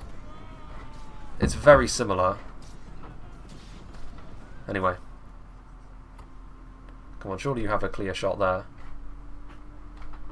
The enemy are badly bloodied. They have lost half their men. Seriously? That must be them. God, they are real slow though, you're right. Harad is now at war with us because they got right in our way when it came to expansion. So the Serpent Lord's head is soon going to adorn the walls outside of Umbar. Right, there we go. Right, get you into position ready. Get ready, get rid of those black snakes as far as possible. Right, okay. This lot can go up here now. Haradrim Archers.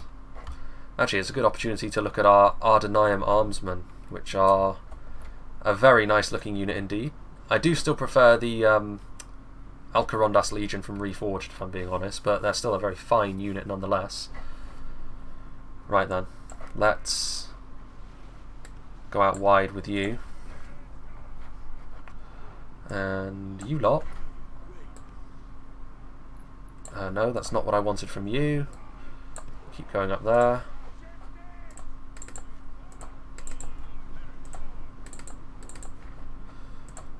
Yeah, now's our opportunity.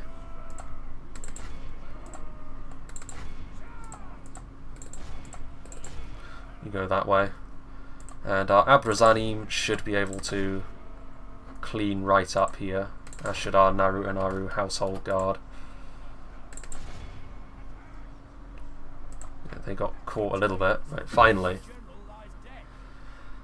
Finally the black snakes are down. You shoot into the back of them actually. Right, where are you going? Yes, you go up here like so. There's a long horn. And you come back now. Right. Let's go for... I don't know what that is. What was I... There it is.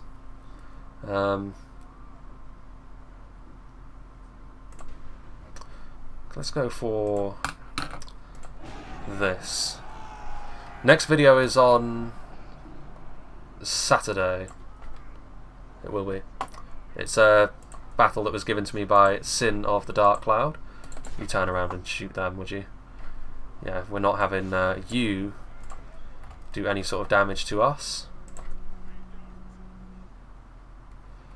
Right, yeah. They can do like this.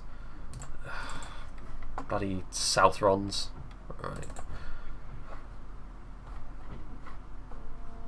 Yeah, so they're going over this way, trying to put pressure on this wing, but that's fine. It just means that it's going to be easier for us to win the fight down in the pits, really. Ar-Adunaim armsmen. Azrazair raiders can go after them, actually. Yeah, they're going to get ripped to shreds by Ar-Adunaim Narduzagar.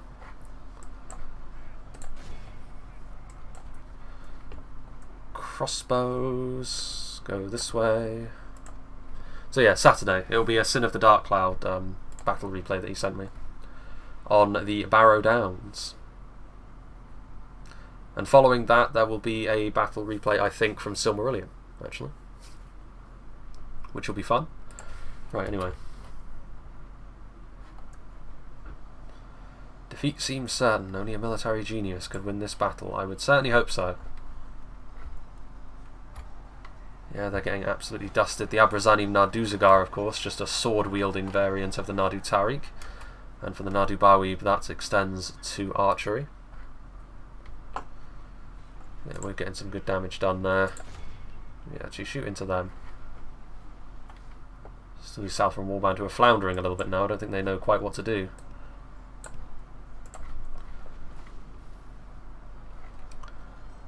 Ar-Adunaim armsmen are not taking damage, which is marvellous.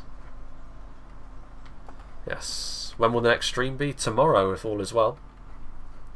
Wednesday and Thursday is the days that I'm streaming at the moment. Right, they're coming back now, are they? Right, can we get a volley off into them? No, they're going to be far too slow, aren't they? Yeah. Well, sod it. Get into melee then. We're going to lose that fight there, which is unfortunate. Putting pressure on our skirmishers. We're still not doing enough damage quickly enough in melee. What faction is the most like Mirkwood in Silmarillion? Definitely the Green Elves. Right, Rosadan Footman. Only half the enemy force Get over here. Right.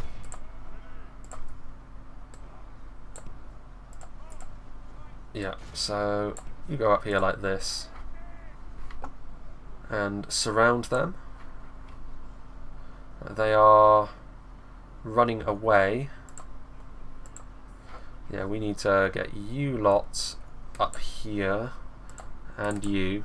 The general can keep hunting them down. They're still doing their thing. Good. Haradrim Spearmen are such garbage, at least, that they really do not stand any kind of chance when it comes to being in melee. They are routing. Good, don't care about that. Azra Zaire Raiders. Yeah, Syriand. They're archer focused. They've got a little bit of AP in terms of their hybrid units. They're fragile in places. They're more difficult to play than Mirkwood, but they're definitely the most similar. Some people might say Doriath, but I think Doriath has got far more in common with Lothlorien in Reforged. Enemy general fallen. There goes another one of their generals.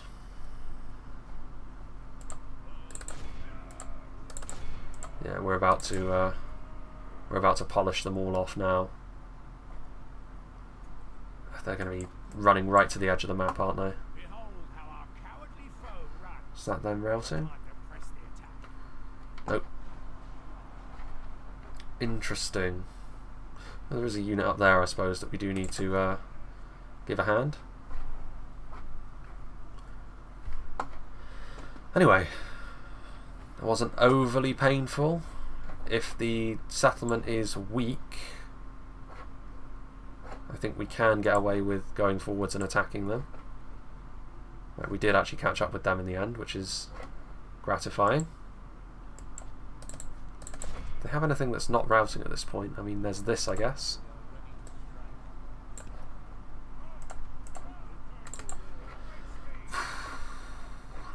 Anyway, hopefully this is not a sign of things to come in this campaign. I could have taken the other two cities first, I suppose, but that's a bit counterintuitive, to be honest. I'm just going to end the battle. Give them a bloody nose. Oh yeah, I'm at war with Haradfinkar. They declared war on me, technically, but it was because they took one of the settlements that I was about to. Hello there. I don't know how to pronounce that, but hello. If I could do YouTube as a full-time job, would I do it? That's an interesting question. It's not one that has a simple answer, because my situation is such that you can't really give an answer that is simple in that regard. Right. Marvellous. Right, they retreated in there, but they have nothing to offer us. Right, anyway. Oh, you're joking. Can we... That's so annoying. Come on, really? Well, I guess they're going to reinforce that town then. Wonderful. And we still can't recruit anything. This campaign's already getting under my skin. Typical. Right, let's go this way. We need to go up there and nip this in the bud immediately, to be honest. Is your channel monetized? Yeah, I make money from it, but it's not like, it's more of like a part-time job tier of income. There's Dol Amroth. Anyway. Alright then.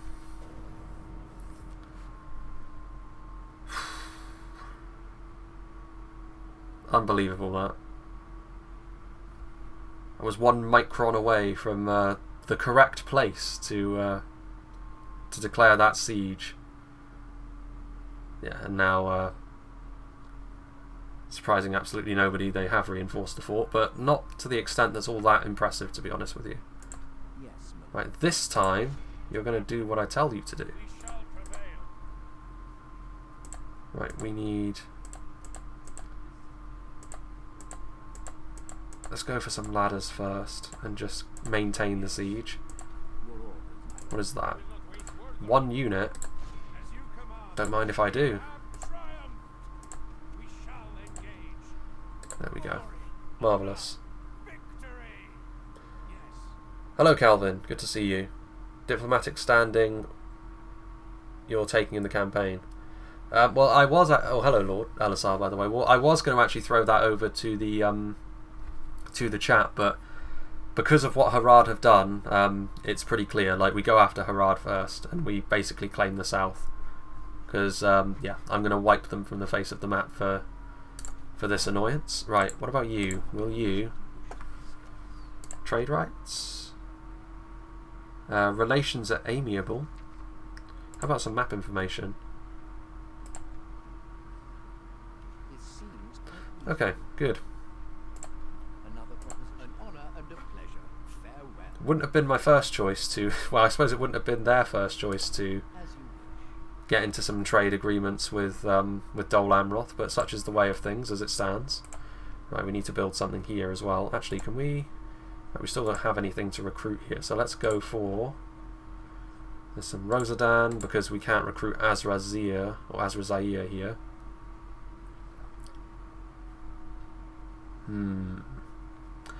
Okay. We will go for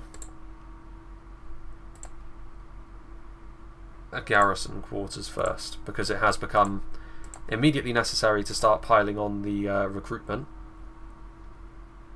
Communal farming, because we need that. Finally, we can actually recruit some more units, and we can actually recruit some of our better units as well. So let's go for some Rosadan. It's true, Val, yeah, I was going to siege them out anyway. It just depends if another stack comes down here. They shouldn't have the ability to form another stack like they just had immediately after losing one, but you never can tell. Right, okay, that's pretty much all we can do for now then. Glad you're not ginger. It's funny you should mention that, actually. My facial hair sort of is. It sort of is.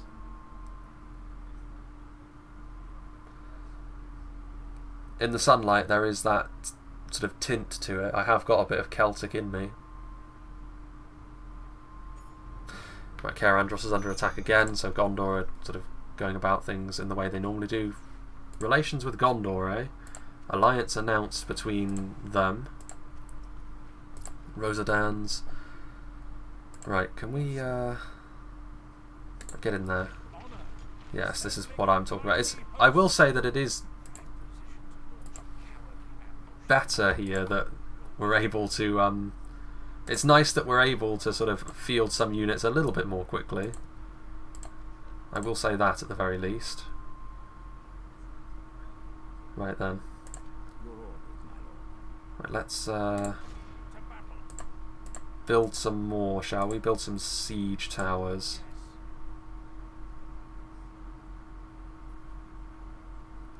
Harad has like 10 regions. Yeah, but not immediately is what I'm saying. Like, they shouldn't have like another full stack here when there was one right here.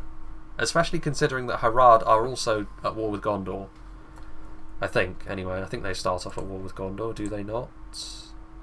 Yes, they're at war with Gondor, and, well, they've got Gondor at war with them and Mordor, as a Dol Amroth. So, I mean, they really have signed their death warrant here, because now they're facing 3 factions instead of just the 2.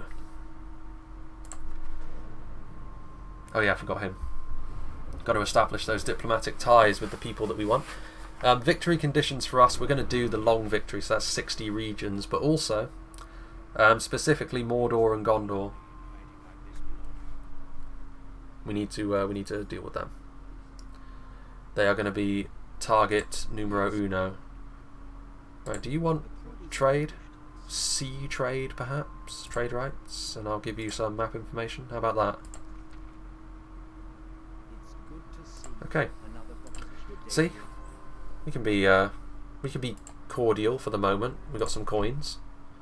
I prefer units though. How about that? Right, we're taking that back. Okay. It might be in our best interests to. As you command. Okay, hold on a minute.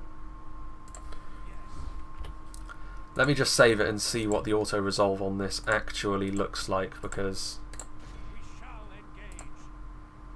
it should be favourable.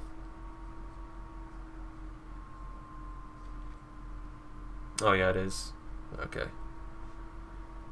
Yeah, let's just do it. Only 358 losses. That's what we like to see. We have triumphed. My lord, Look at this. Look. honor be God. Hey, look. My units. We'll be able to reinforce that army soon. There's this, which is... Okay, so we can now actually get over here and make sure that no units are coming from this direction, which they actually are. Harondor mercenaries, of all things. Right, we can also recruit more units. And we need infantry more than anything, I think, so let's go for some trash, just some absolute garbage of the highest order. More units on the way. Give me a card. Can you can't recruit anything just yet. That's fine.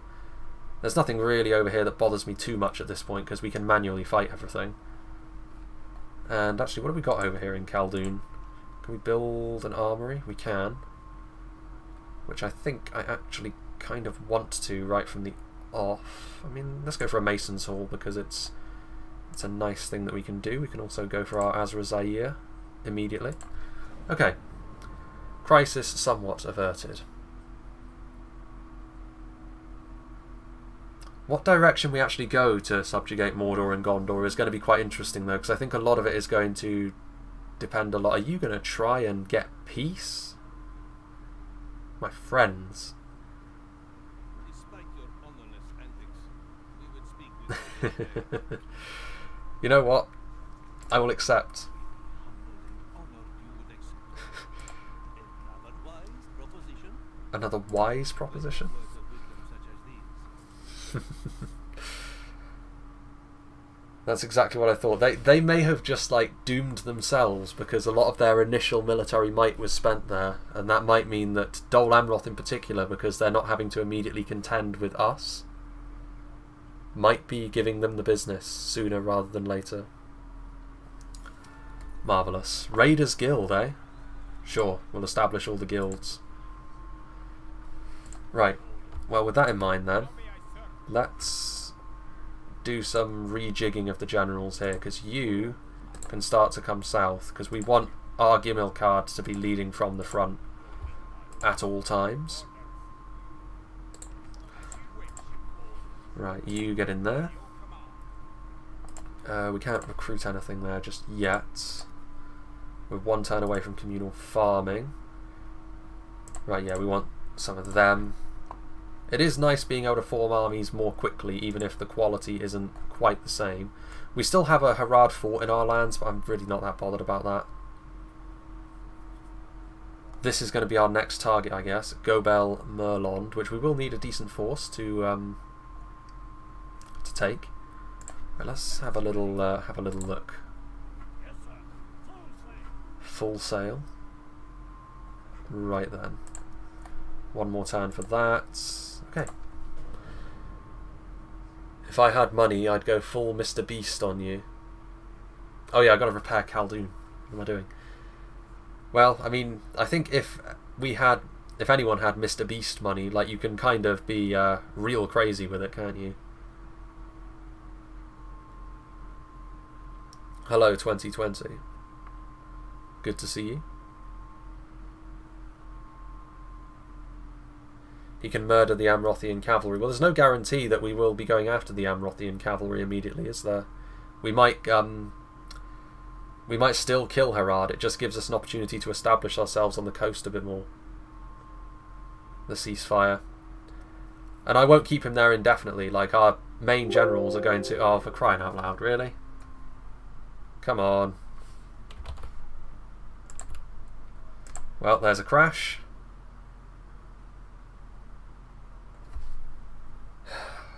Medieval 2. Medieval 2. It loves to do it to you. Right, kill the task. And restart.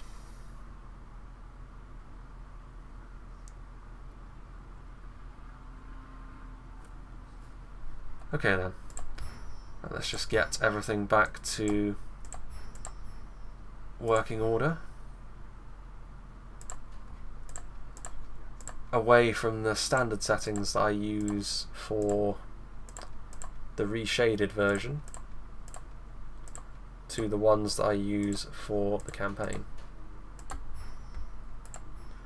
Okay then.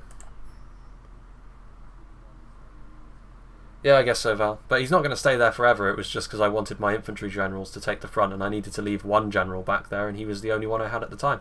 So... right, auto-save.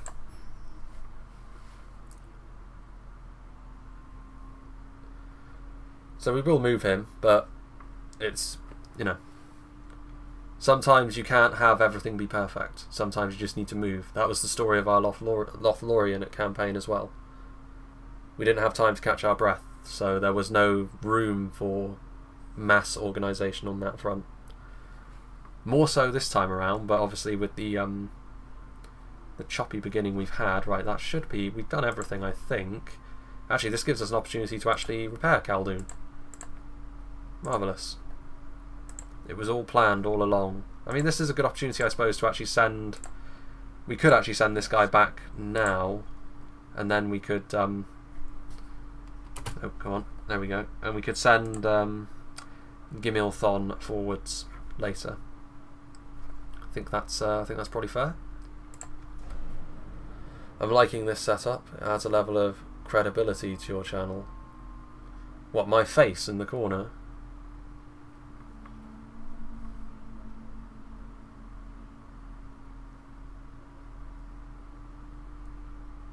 Harad, what are you doing? They're not going to be able to take Merlond with that. What is that?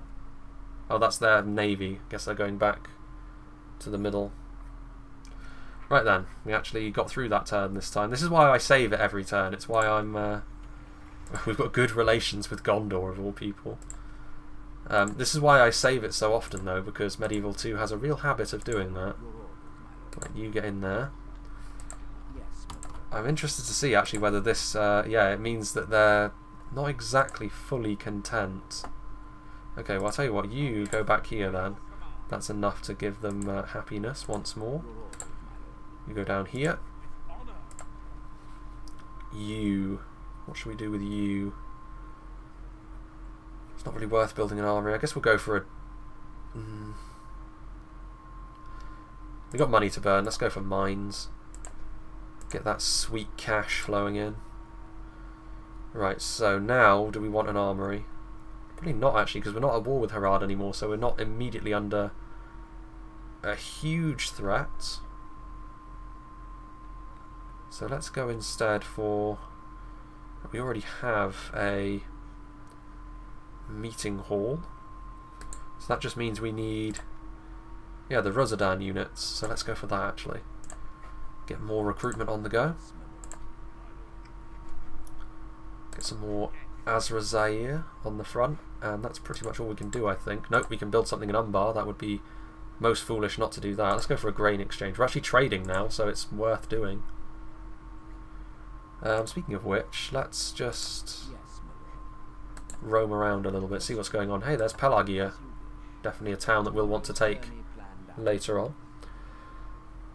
Castles have improved training abilities. Kandar the Mongols. Harad is India. No, Harad is not India so much. Harad is sort of like a mix of sort of the Middle East and Africa. India, I see more of India in the Easterlings, to be honest. And there's a lot of Middle East in there as well. That's what I would say. Don't just buy all the mines. Some mines are not worth at all. I'm doing it, Val. We're mining.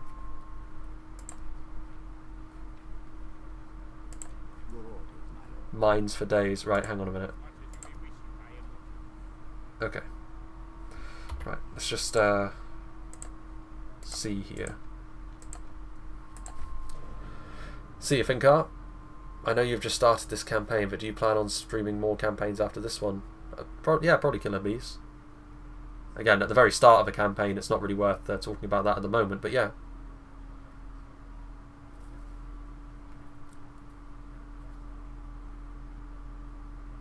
Besides, even if the mine doesn't actually net you that much in terms of profit, we're going to hold that town presumably from now until the end of the campaign, Val, so it'll pay for itself easily over the course of the many turns that we will have. The King of Rohan is dead. Theoden is really out here being completely useless again. Right, so we want to take Gobel Merlond within 12 turns. It's definitely doable, I think. Get in there. You go. Ooh, they're not happy. They're blue.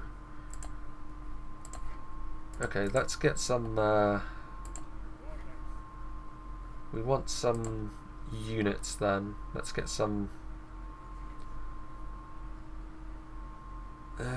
garrison forces. So they are. Yeah, these two are cheaper. So we'll get them, and we can use them to garrison. Crossbows are going to go forwards. Yeah, this is good. Khaldun. And yeah, that's good. Okay. Let's see what's going on up here. It's much better to go for roads and trade. How long do you predict this campaign to go? Well, it depends. Just depends on how quickly we can make progress. It may be. Well, I mean, the Lothlorien campaign was about 250 turns, wasn't it? Which was actually probably slightly longer than you normally see. But we'll see. It's going to be like a long campaign, I would say. I'd like it to be quite chilled as well, if it's all possible. Right, let's, again, like that crash has got me a little bit... I enjoy these campaigns. I'm saving up to build a PC so I can play this game. I've wanted to play for over 6 years now. Well, I mean, you don't need a monster of a PC to run Medieval 2 by any means. What is my age? I'm 24.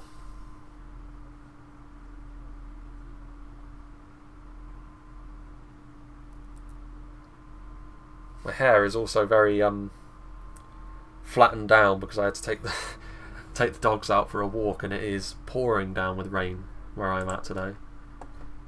Relations improved with Mordor. Hooray! Sauron isn't going to declare invasions on us. Reasons to be cheerful. Up this way into Khaldun. So we can actually only fit one more unit, although to be fair, can we actually retrain anything? Yeah, we can. We need to retrain. Oh, you're joking, right? We can't actually retrain the archers, which is the thing that I would want to retrain. So actually, with that in mind, we'll start sending them back, because they do have chevrons after all. So it's worth doing.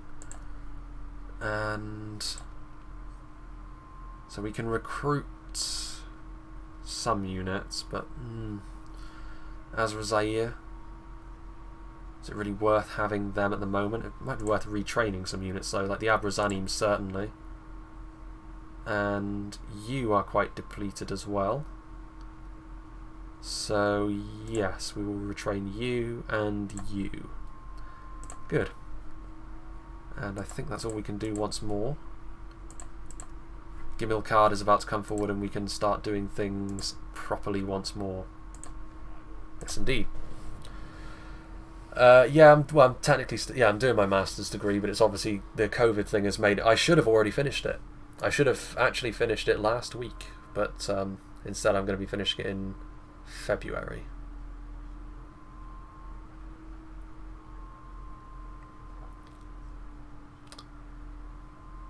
The dogs aren't around here at the moment. They are downstairs asleep, I think. Right, you in there. So these armies over here are mostly, I think they're entirely Corsair rubbish, to be honest, so we should be able to deal with them without too many issues. Right, garrison forces, yes, that's right. So it's going to be you two heading this way. Right, we want to retrain you, and we want to build. What do we want to build? Crop rotation, maybe not that just yet. Market. Let's go for a market. Get that economy on the go. Look at the money we have. Unheard of in the Lorien days. We could move forward immediately, to be fair, if we bought both of these two units. So I'm going to do it. Yeah, we'll go for some more Azra Zaire. Yeah, that'll be fine. Okay. And that's pretty much everything we can do again. The mines take a little bit of time. Harad, don't you do it. You're about to catch this work. Right. Let's have a little look at what's going on. Oh, we're going the long way around apparently. We can't just hop across because I guess the Gondorians control the crossing, so it's fair enough. Right, let's just save it.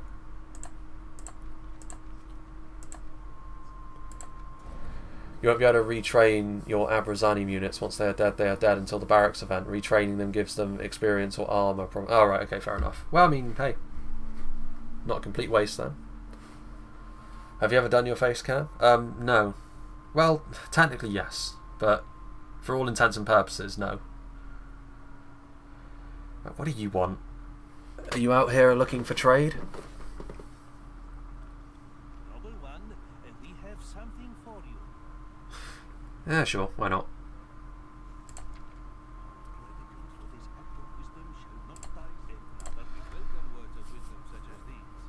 We still haven't made up our mind who we're going to backstab just yet.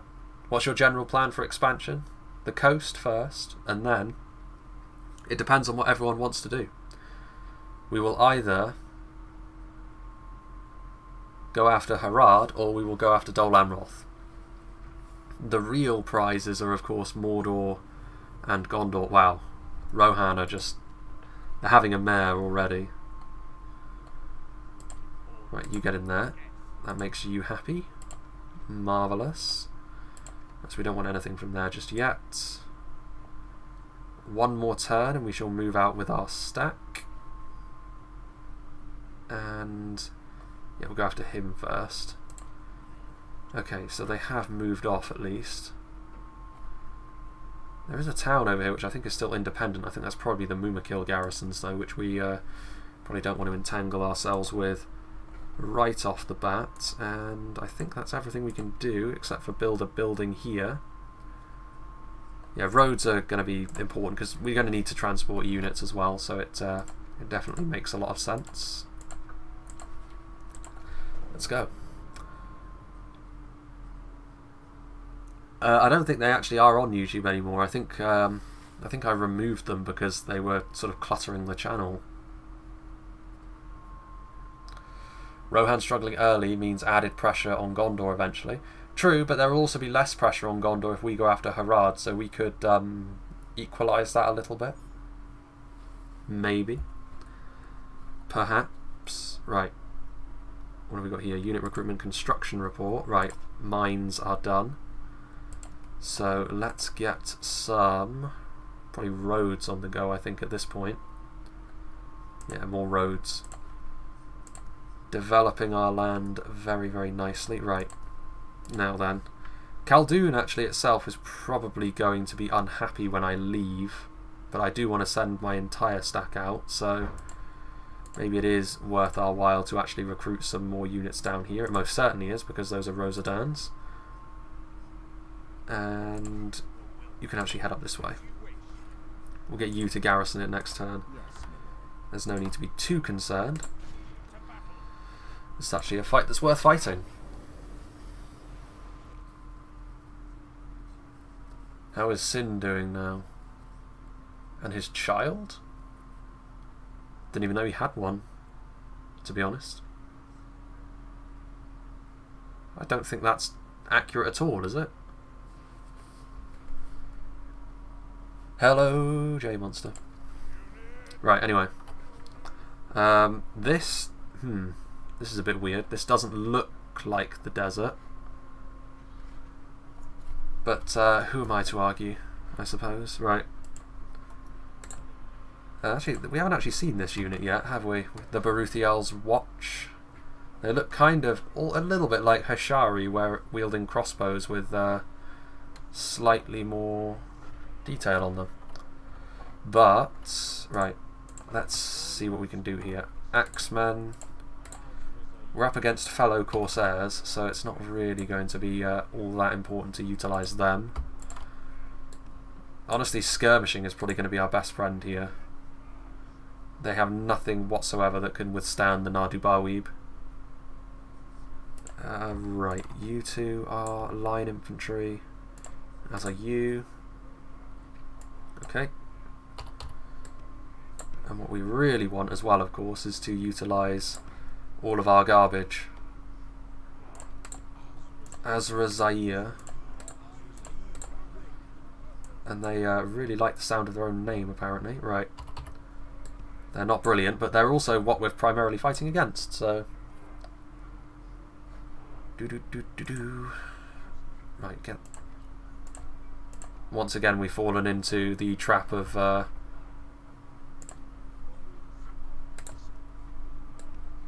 not organising our army as we recruit it, but that's fine. Right, crossbows we will keep back. Narduzagar we'll keep back there. Okay. And those are Baruthiel's Watch, which again, we don't want to put forward immediately. You can go over there. It's not an exact science, this, by any means. We've got 3 Numenorian war cries available in this army, though. Well, actually, those are unavailable, I think. Right. Anyway, hopefully, had to reformat my PC. Oh, that's awkward. Oh, they're right there. We're out here with immediate interest.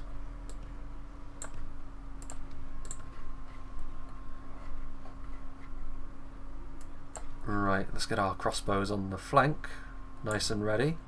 Oh no, the Numenorian war cries are available. Hello, John. Yeah, reformatting the PC. What was up with it? Was it like blue screening? Were the Windows updates really biting in on you? Giving you the business?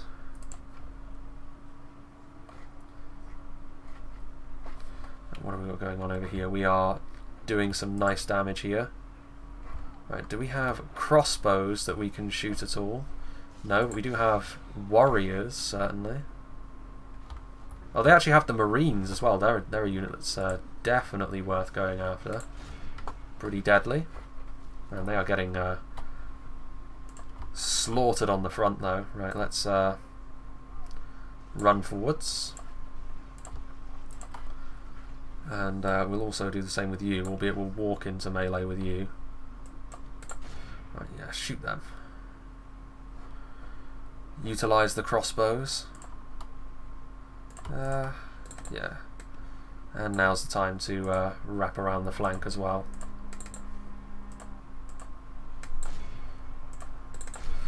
Azra Zaire. Oof, they're going to get absolutely demolished in that position. Anyway. I think that's the best rumour I've ever heard. Yeah, I thought that definitely caught my attention. I was like, what? That doesn't seem right at all. Ah, crossbow man. We definitely want to jump on them as quickly as we are able. Right, yeah, we are... If we continue like this, we will smash you. Marvellous. Numenorian war cry. Yeah, this was nowhere near the balance of power that they said it was, but that was the sort of thing we had to put up in the Lorien campaign, so it is what it is. You go over here. In fact, you know what, at this point, let's turn off fire at will. The enemy are badly bloodied. And yeah. Their men. Anyway.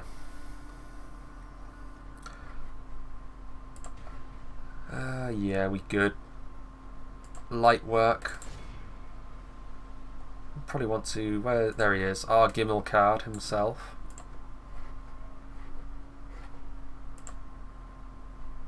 Yeah, you keep shooting at them actually. Why not? Scour them from the field. We should be able to move directly onto the town as well, because we can siege them at our leisure. Unless Harad decide once again to be awkward about proceedings. Let's hope not. Right. Yeah, we don't really need to worry. We can actually shoot them from here, so why not? Give them a volley. Yep, go this way. I don't want to get shot up too badly.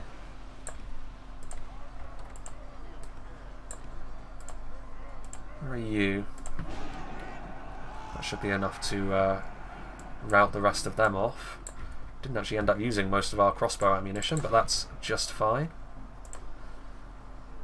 they have anything that's still fighting? Doesn't look like it. Yeah. Anyway.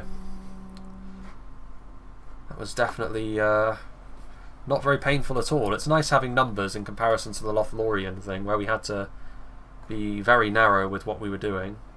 Is this what's going on? Are they trying to run away with like crossbows and junk?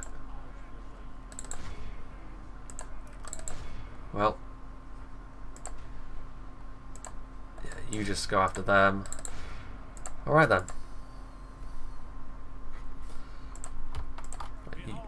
There we go. Marvellous. Who is Kuro? He is... Surely you know who Kuro is? If you know who Sin is. The two of them... you don't know one without the other, I'll put it that way.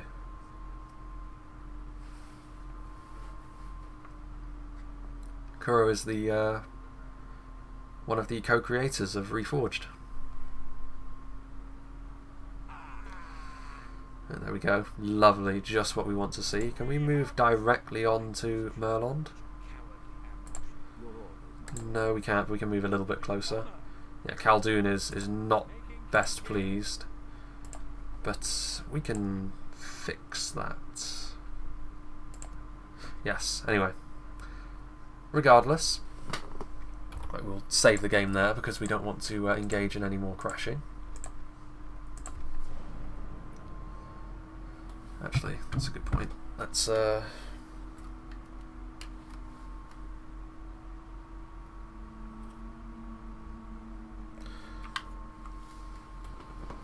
we go. No, don't do it, Harad. Thank God they didn't siege it. Mine. Right, there's rioting in Khaldun. Is that going to be enough to make them happy again? It is, actually. That's all that it required. Yes. Right. As you command, we shall prevail. Sieging. Let's see. That'll do for now. We can maintain the siege for as long as we need to, actually, here, to be honest. It is no concern whatsoever. As you wish. Oh, don't worry about that, Sard. Azrazaia crossbows, definitely. We definitely want all of these Corsairs pulling in the right direction. Right, these roads are going to take a while to construct, but it will be worthwhile. And we also have a market being built as well. Right. So, save. I'm going to save after every single turn, but just after significant things. Hey there, Kuro. Well, it's more... I'm next to the wall, I suppose, yeah, and there is, like... I'm in the corner, essentially, but it's the best place, really, to put everything. Other than that, it's not really a better place to put the PC. Yeah, well... The open sea war declared between Moria and Anduin. Relations improved. Man, we are the irony that we are being really friendly with Dol Amroth is not lost on me. Now then. Ooh, a bazaar. That would be not bad at all. Crop rotation. Well, I think, to be honest, an increase in that would be good at this point because we are trading and it will allow us to build more boats. So we'll go ahead and do that. You two in there like so. We shall construct more siege towers and more ladders, I suppose, and maintain the siege. Really need to get a Lord of the Rings poster for that back wall. Well, I mean, the wall is like right behind me, so I mean, I'd be like banging against it, and I'd probably rip it as I move my seat. So it's not ideal, but what are you gonna do, right? Anyway, right, again, paranoia. Hey, look, there are Gondorian boats down here. My, my, my. Castellan. I wonder, with this, I mean, hopefully at the very least, Harad deign to go somewhere else other than the Independent Realms forts. You're not having this, you can move onwards.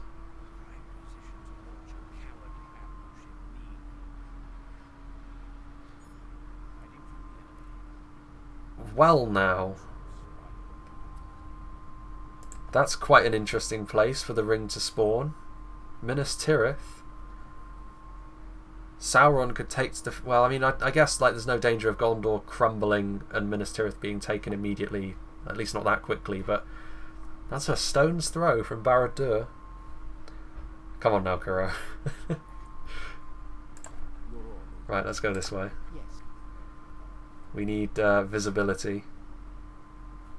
Wait, what are we doing? Can we construct anything worthwhile unit-wise here? Not really.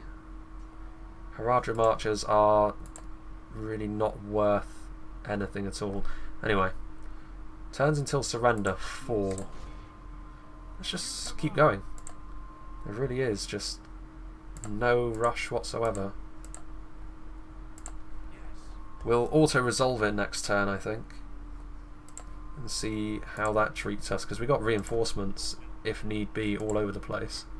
And we can send some Azra back to Khaldun.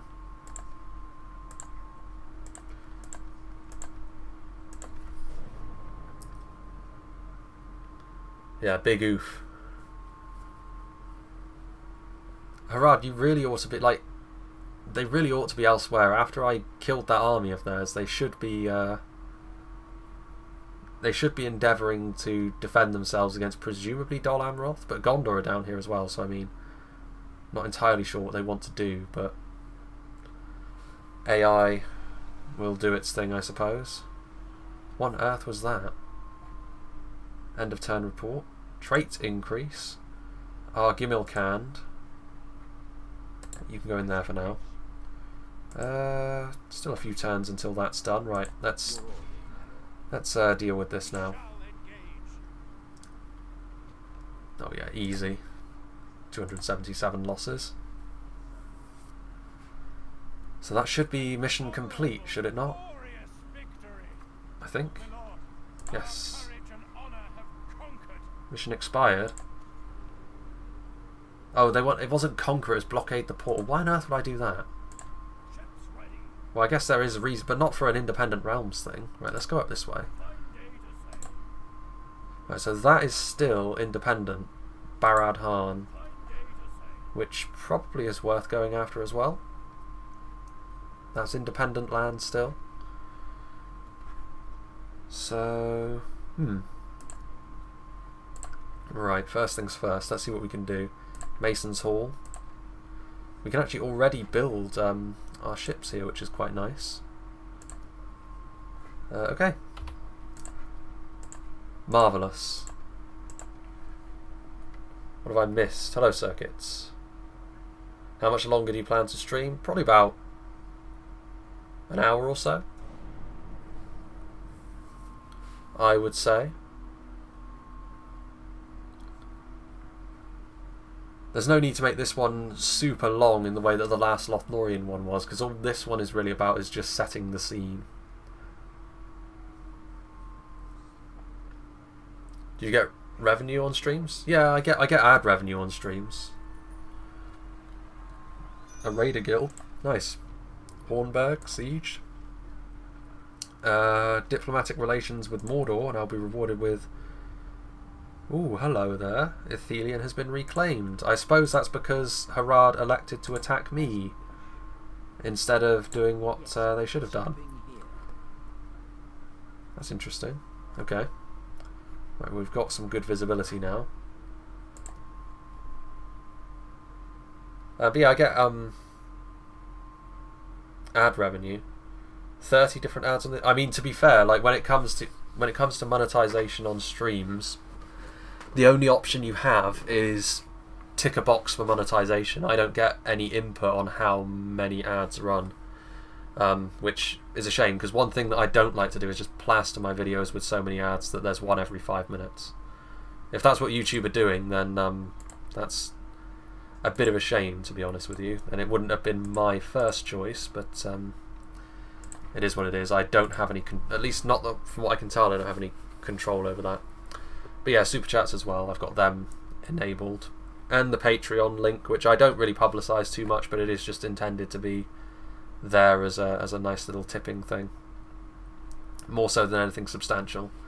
If I were doing it full time, then I would make it like something that was actually... I'd make it more substantial. But that isn't the case as it stands. And probably won't be, to be honest with you. Like, I think the next channel update is something when I know what's actually going to be happening over the autumn. I will be going into a little bit more detail on the situation with the channel, and the stipulations that it would take for me to do this full time are fairly significant. So it's probably not going to happen, but it will be consistently something that I do to the same extent that I do now. So the channel won't go anywhere or change really in any negative sense, but it is worth bearing that in mind. Anyway, we don't really like these guys here. Azrazair Archers. It's probably better for... What are you doing? Yes, I can't actually move, apparently. You get out of the way. What are you doing?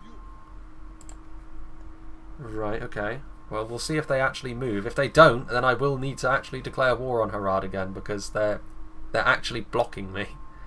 Or I suppose I could send my ships back, but like that seems a little bit of a... Do you get the full amount from Super Chat? No, I don't.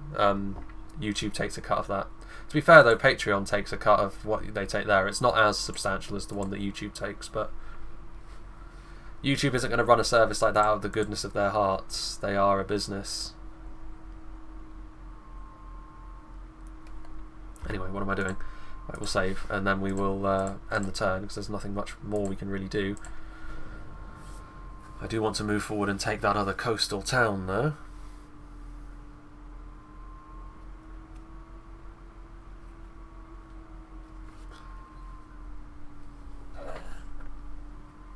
It'll be interesting to see what Dol Guldur do in this campaign, because they were the ones that we really ruined in the last campaign, like, because we took their capital almost immediately and they were done. They were never really the threat. Right, end of turn. Construction complete in this place. What are you actually doing right now? Like, we actually cannot leave. Like, they have blockaded us effectively.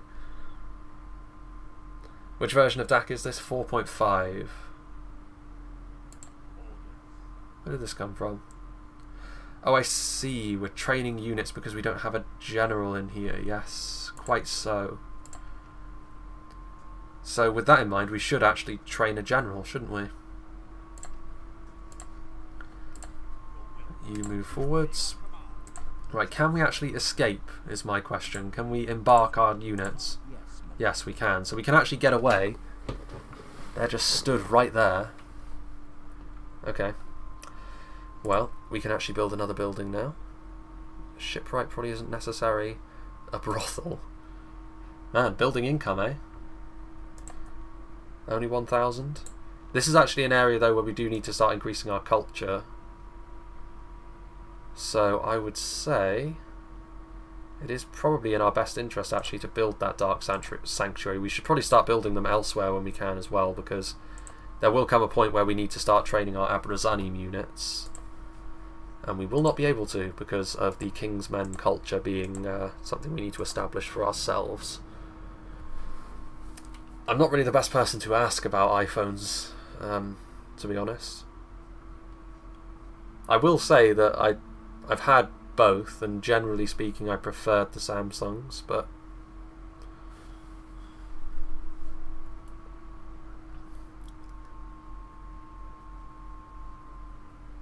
it's a subjective thing. Rumours from Ar-Adunaim, so yes, that's the script. That doesn't affect us at all, though. We couldn't be further away from them. So no need to worry about that. We constructed a port and a road. Right, so here... Right, yes, we cannot actually... So let's go for something... let's go for a growth build policy here.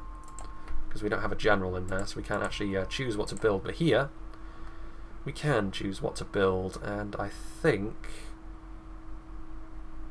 Yeah, we're going to go for Dark Sanctuaries. We're just going to go for the full culture thing. Now then, I think what we're going to do actually is we're going to leave one of our generals here. I think we're actually going to leave Gimilzor because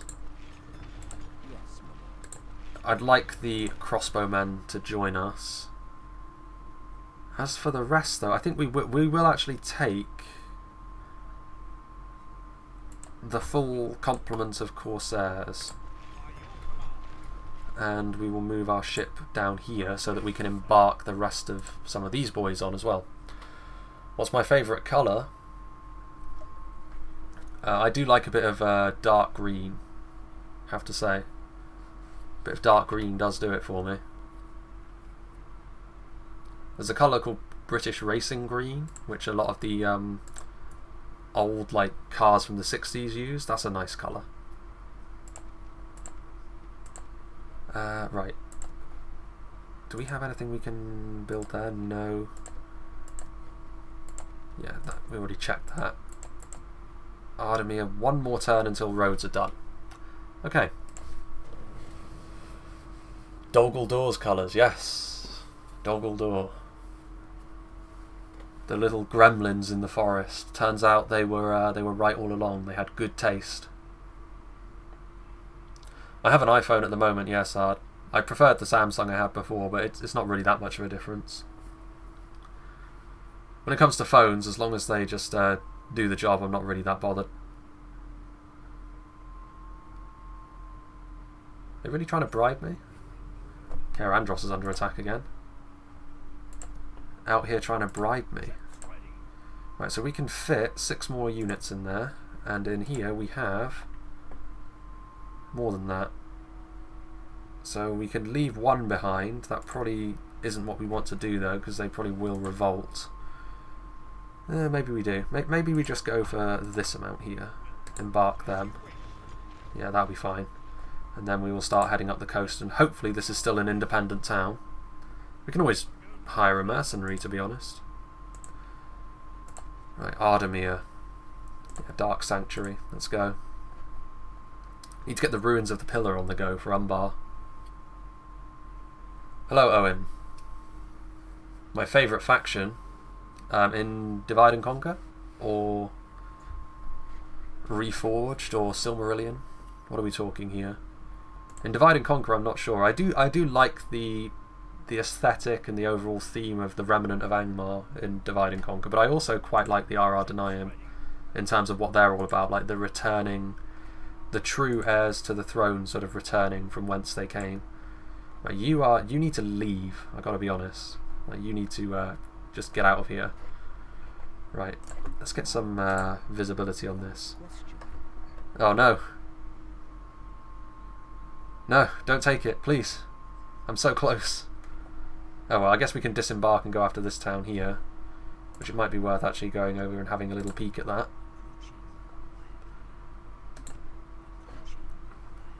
Right then. Let's save. I'm pretty hungry actually. Oh, damn it. One turn too late.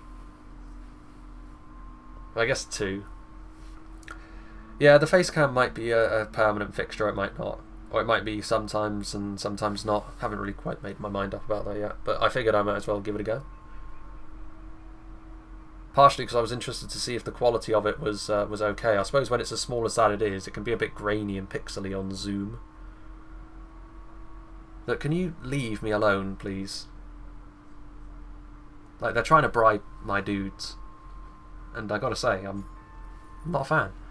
Merchants Guild, absolutely. Hornburg is sieged again. Wow, Rohan really do just... They really are awful, aren't they? Just absolute dross in this game, in the hands of the AI.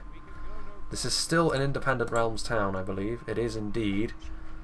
Not for much long... Well, I don't know about that. These armies are a bit...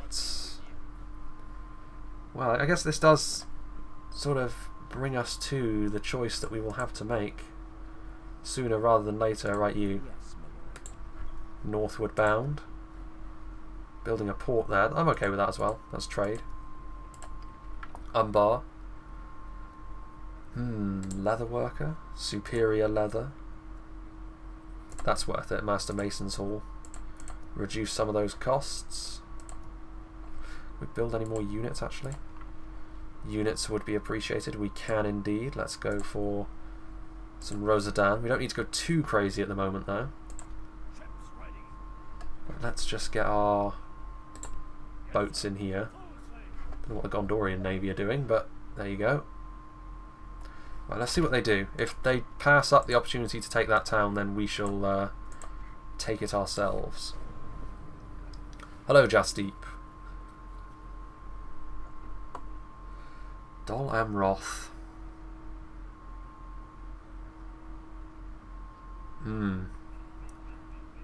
The first choice of target is going to be an interesting one here because it will perhaps make a very big difference in the power structure down here.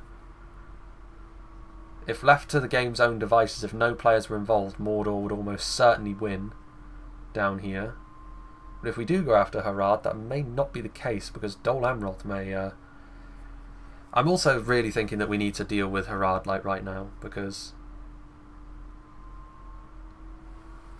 they're just being the most annoying bunch. Are they sieging that? They are not sieging that town. Mission failed. Diplomatic information. Canned and Dorwinian... No, Canned and Dol Amroth, Dorwinian and Dol Guldur. Enedwaith and the High Elves are now allies. Let's see if we can get in there and do the business quickly. Right. Don't need a Dark Shrine. Grain exchange wouldn't be the worst idea though. Nor with this.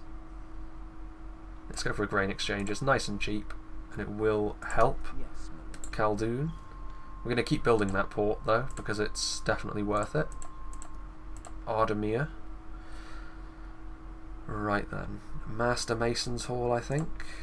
Starting to run our initial money supply a little bit dry at this point, which is worth bearing in mind. We don't have infinite funds, but we definitely had enough to establish ourselves. Repair the fort. Oh, have I repaired this? No, I haven't. Yes, that's a good point. It's hemorrhaging cash, which is probably why we're not making as much money actually now. That is a big garrison, to be fair. I don't think Harad have actually got what it takes to win that fight, so that's probably why they're not bothering with it, because they just sally out and kill them.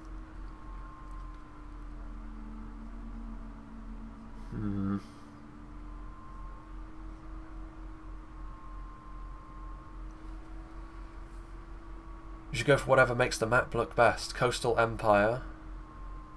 Well, I mean, we're not going to have just a coastal empire because Mordor and Gondor are our primary targets at the end of the day. And Mordor is most certainly not coastal, not as such anyway. They've got the inland sea, but I have not played Rise of Nation, no. Ooh! They've taken the other option this time around. Ar-Adunaim have gone evil.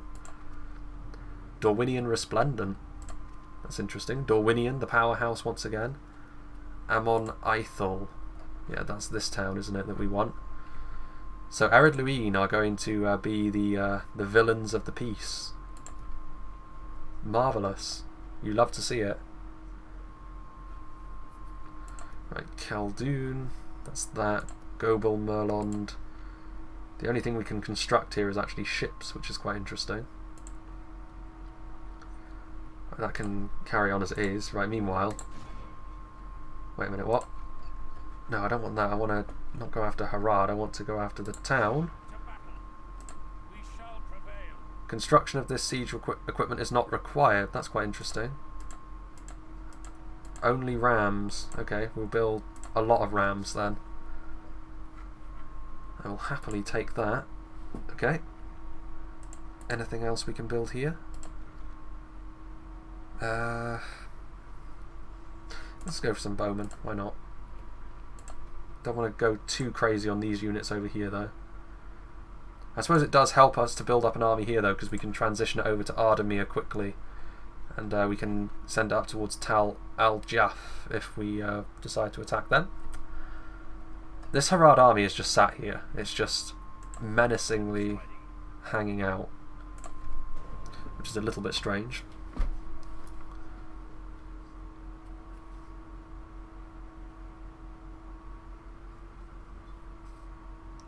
Hello Manus, good to see you.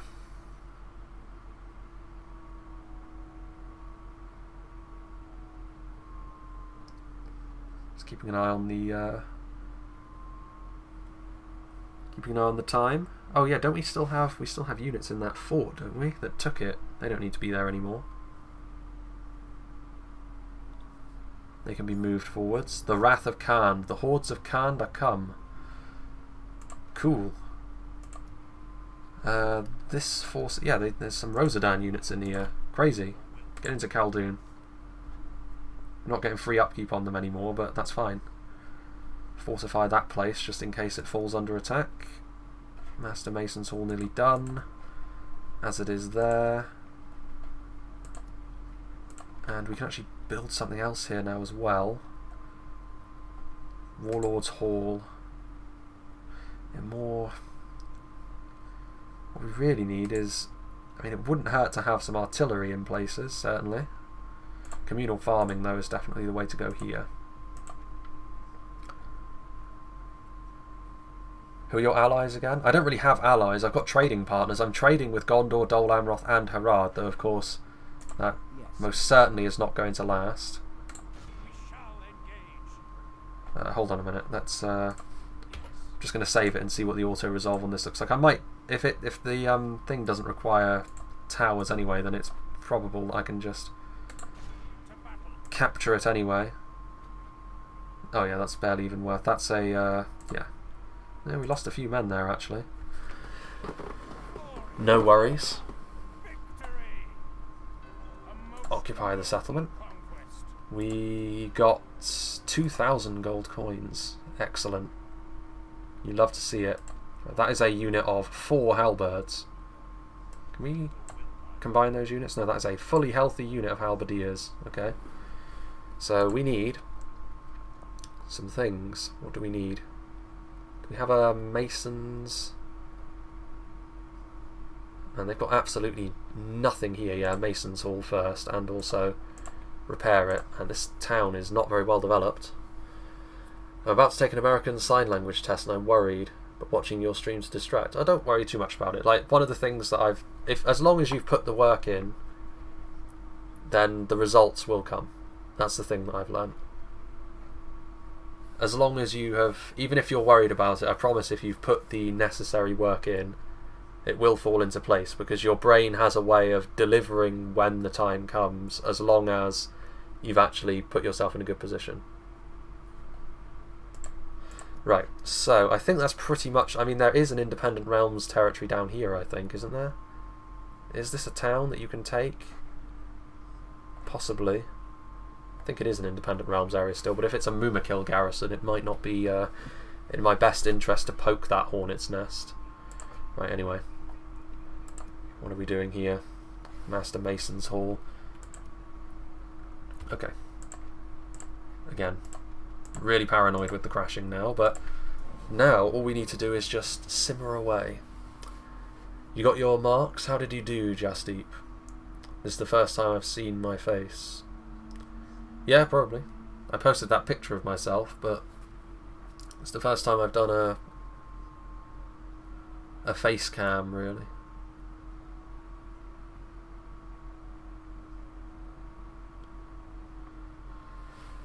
There is a fort we can take that's there. I mean, the fact that Harada being this, like, pesky irritant is something worth considering, but also, like, what I might do is, like, another Raiders Guild. Sure. Obtain trade agreement with the Variags of Khand, eh? They are here, I think. Oh, no. That is a Khand army. Perfect. Trade agreement, and I'll give you map information.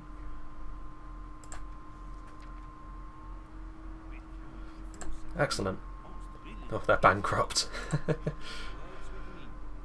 That was quick. 300 gold coins from the guild. Khand already have got units over here, which is interesting. I'll be interested to see if they go for the Blue Wizards agreement or Mordor. Well done, Justy. Yeah, full marks is very impressive. But if Khand take the Blue Wizards offer, they might be the only steadfast ally I will have throughout the whole campaign. Because if they don't, and if they align themselves with Mordor, I will have to fight them. If they don't, I can have allies, basically, that are going to remain allies forever. Which is pretty neat. Anyway, we'll see what happens.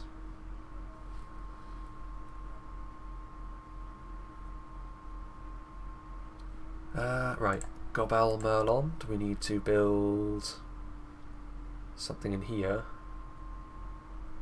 We'll go for a Master Mason's Hall. Why not? Still need to... yeah, Mason's Hall still being built. There's mines. It's not a huge amount of income, but it does not matter. Yeah, now is a good opportunity for us, to be honest, to... Right, so financial details. We're actually losing cash at the moment, which I think is a result of us actually buying things. We should check that at the start of next turn, actually. Because if we are losing cash, it does put a bit of a time limit on how quick we need to be, basically, with who we choose to...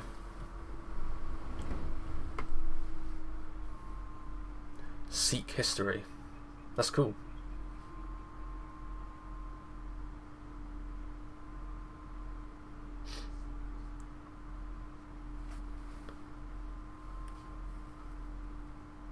Did a test as well, did you, Manus?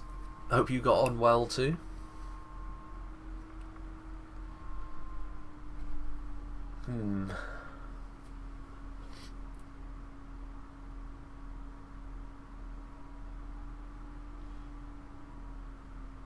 That's quite the mix, Ricky.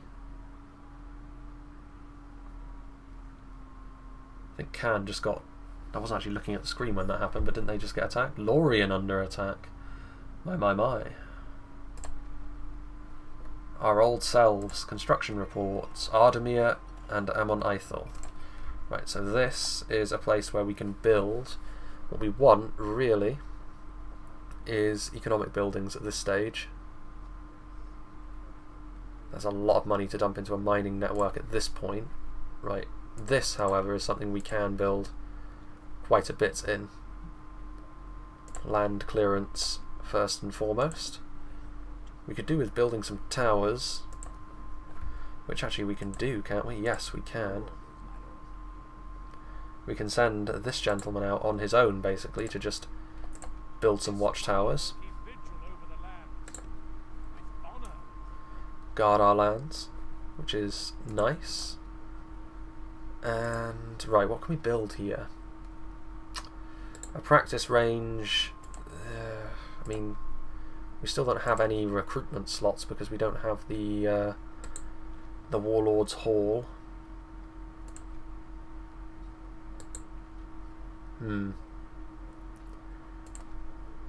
Right. That's not too bad, honestly. These aren't meant to be recruitment hubs, though, as such. So actually, we are going to leave that, I think. Leave it as is. Umbar, on the other hand, is a recruitment hub. So we need to build up the economy that we've got. Let's go for a bazaar. And I think that's pretty much it. Yep, they're building, they're doing their thing. Okay.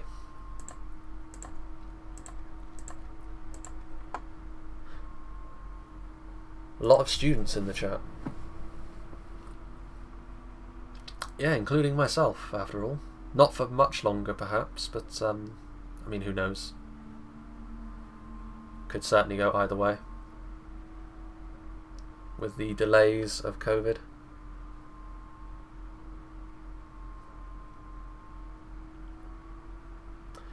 Going into GCSEs. Chose business, geography and history. Yeah, going for the humanities, eh?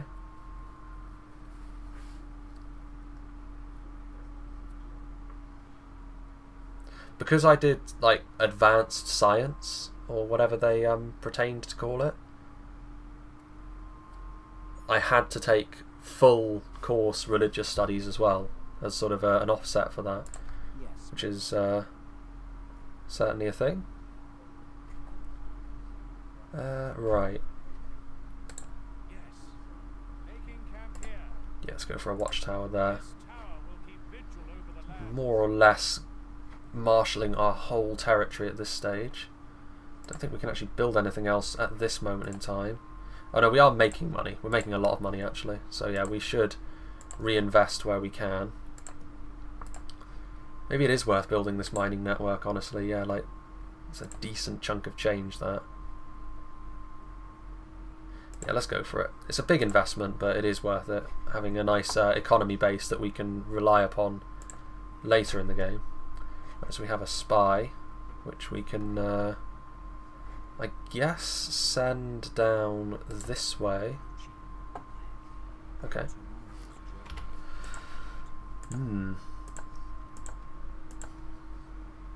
Would you ever make merch? I'm not really sure what I could make as merch, to be honest with you, because most of my content is Lord of the Rings based, and I would assume that is a huge no-no. If you just how you're 18k. Elves are expensive, yeah, but also as the Ar-Adunaim you start off with a lot of money because you start off without a city, basically. You're a horde, so they give you a lot of money so that once you get a homeland you can establish yourself.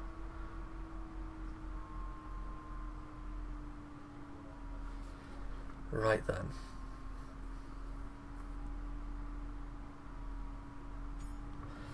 Dol Amroth expands. Already they have got that. Your orders, my lord. Right, we're going to go...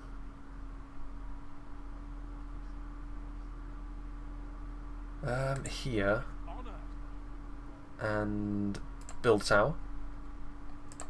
This tower will keep vigil And over is the that... land. Yep, that's empty, so we'll take it. An honorable, glorious victory. We'll go this way as well. Our courage and honor. Full visibility required. Yes, my lord. Right, is there anything we can build here? Nope. Still building there. Actually, wait. Khaldoon, Communal Farming, of course. Let's see. Right, this is going to be a place where we will probably recruit. So, with that being said, let's go for a Warlord's Hall. Because it is a coastal province. Right, we can build more units now. I think we'll go for another unit of warriors and another unit of Rosadown Bowman, but nothing else for now. We don't want to overreach after all. A fine balancing act that it is. Think you should do updated top 10 factions. Yeah, that was one of my first videos though, to be fair. That was one of the videos that honestly sort of kick-started my channel and made it viable in the first place. Factory economics. That's got to be a useful topic. You shouldn't have any issues finding something to do with that under your belt.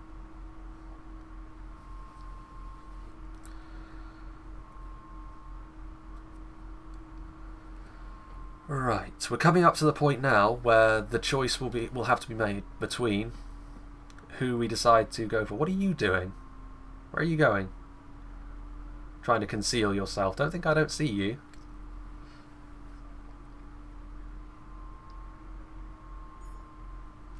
What school thing, college or uni, can unchoose?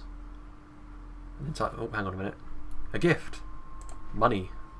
Alliance announced between Enidwaith and Rohan. That's a bad ship to attach yourself to. Enidwaith. Right. Land clearance is done here. So we want to be...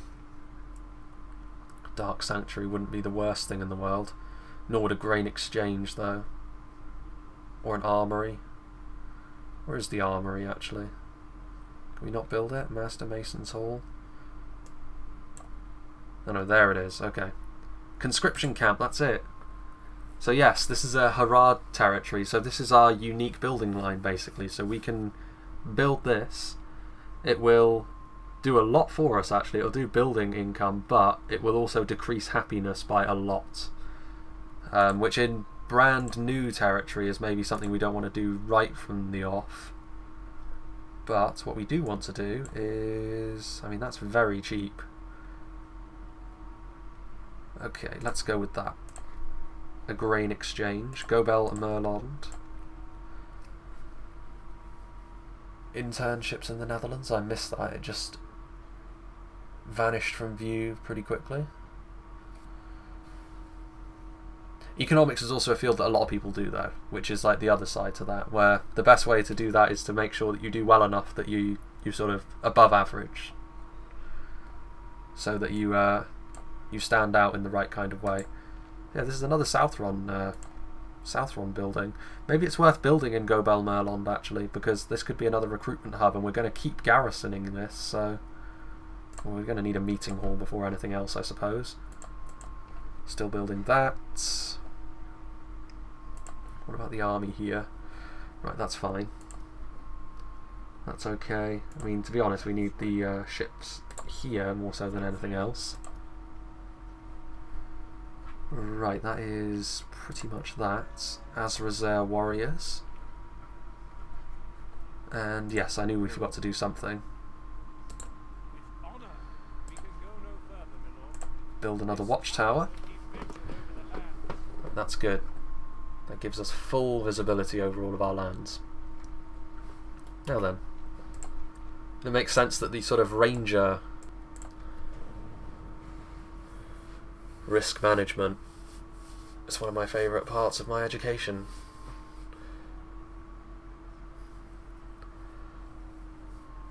I've always wanted to do something that was technical but hands-on, which I suppose is why I'm quite happy with the field that I've ended up stumbling into. Because you get to do both of those things. And it pays well, of course, when you get yourself established anyway. Which is always a lot of people's main concern, for obvious reasons.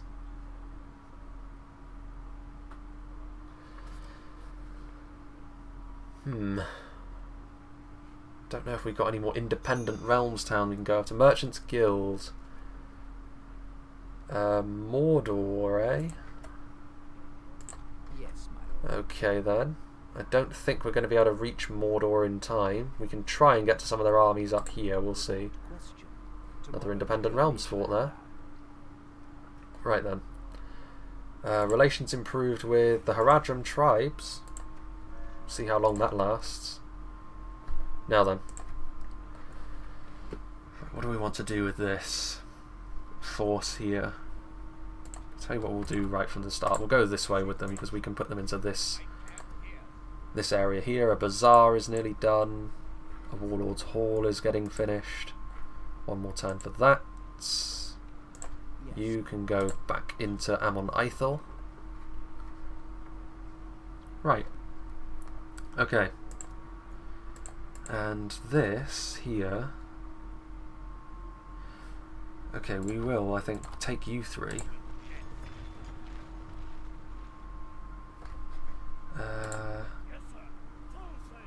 Can we get you out? Oh, we already have. Perfect. Marvellous. So we've got a bit more of a substantial force now in Merlond. Now then. Okay. These early turns have gone actually way, way more smoothly than the Lorien ones. It's worth saying.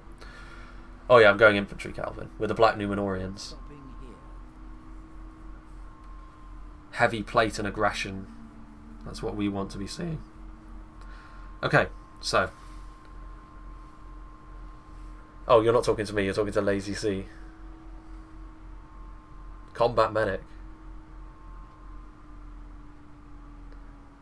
Fair play to you for doing that, because that is a that is hard in more ways than one.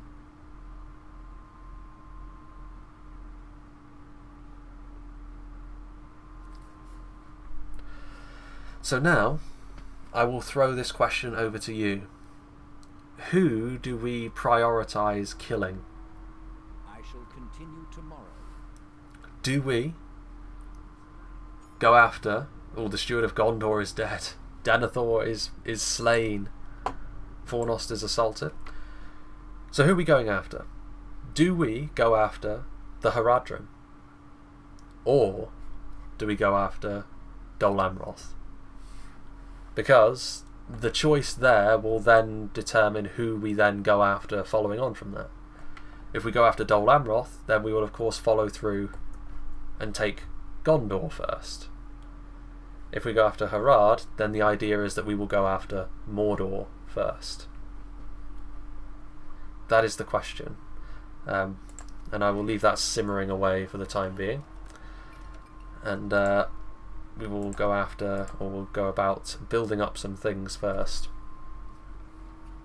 3 Harads, 1 Dol Amroth, 4 Harads, 5 Harads. I think it's pretty clear. You should kill Harad first, the border will look nicer that way.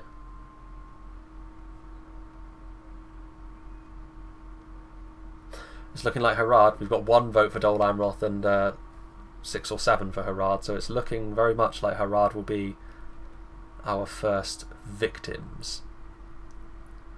Okay. What should we build in Umbar? A tavern. Happiness bonus. Don't think that's going to be that necessary, but I mean it could help. An armory, a dark shrine. It's a big chunk of change from the mining network, but I think maybe public health never went amiss. Let's go for this, the leather worker, because that will improve the units that we actually create here.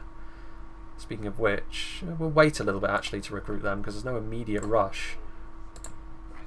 Well, I suppose there is kind of a rush because we need units on the field in multiple places at this point. So we will actually build them now. As for Zaire as well. Khaldun. Yeah, we'll build Gobel Merlond, which we can build. I think now is actually the point where we probably want to be building some armories on our front that will be with Harad, so we will do that. And we will also build a couple of you. And don't think we can... Well, we can retrain some units here. We can't retrain you, though. Anyway. Okay. We will commence our preparations to go to war with Harad.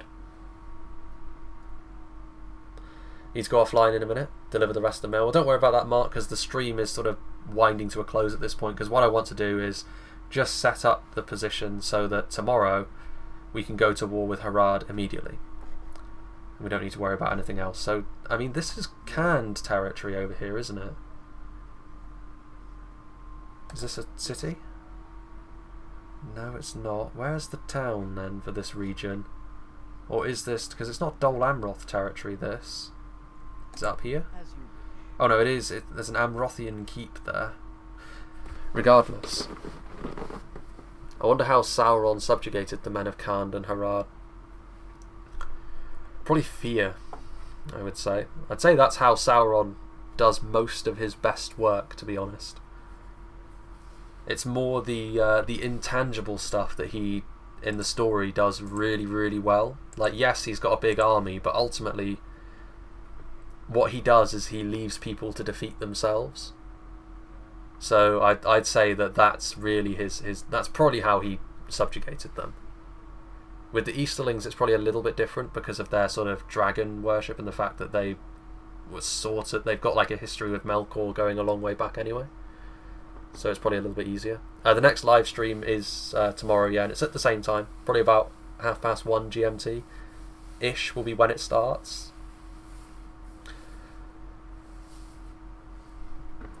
But also, yeah, the religion of like the shadow of Melkor essentially is something which spread eventually. But I guess fear is a big part of that anyway. So that is what it is, I suppose. Dol Amroth have got a navy there. One thing that I do want to be a little bit careful of is Dol Amroth getting a little bit too strong. Go over here. Our watchtowers are keeping them firmly in the sights, as it were. Okay.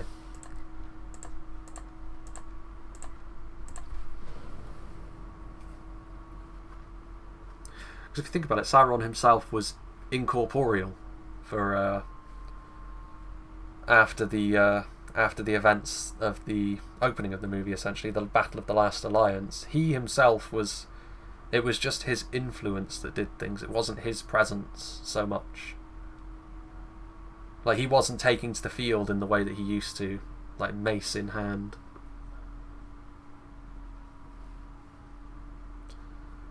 After this, Owen, I'm not entirely sure. Like, we're so early on in this campaign that that's not too worth thinking about at this point, but I had a few ideas on that. Ooh, Dol Amroth losing to Khand. That is something to bear in mind, though. Khand may come to Harad's aid. We'll see. Maybe if we can ally with Khand. Construction reports. Right, let's have a little look at the situation here. Where are they, Harad? So yeah, they are allied with both of them.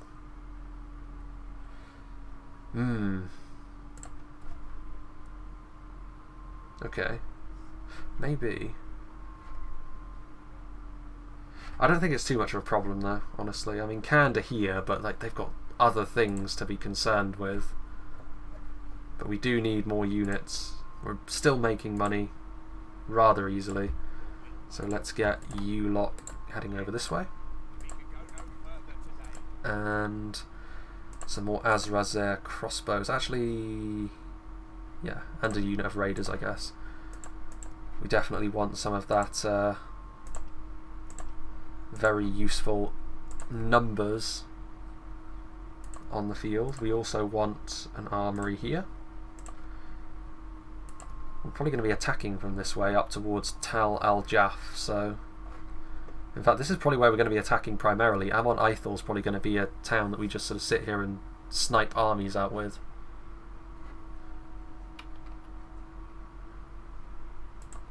And probably not much else at this point.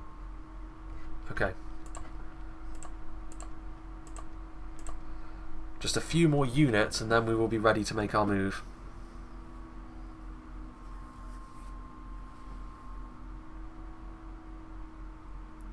Very depleted armies running around. I'll try and ally with Khand. I mean, it's worth doing because they could. Well, they're probably not likely to choose us, to be honest. Otherwise, they'll go to war with Mordor. But you never know. Maybe they will. They did last time. Last time, Khand, like, for some bizarre reason, elected to rebel before that script event. Right? This guy, he needs to go. He needs to be vanquished.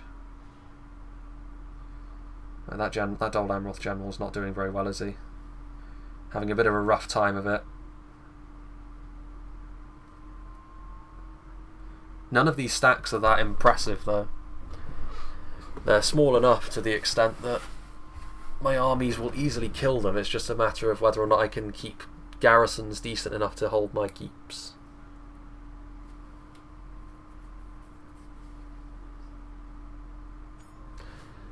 Khand stands with Mordor. Okay, so news spreads across the Middle Earth of the Khan's decision. When faced with choosing between Mordor and the Istari, the Khan chose to stand with Mordor, as Khand has done for generations. The Free Peoples despair at the loss of a potential ally, while the servants of the enemy celebrate the Khan's faithfulness to the Dark Tower.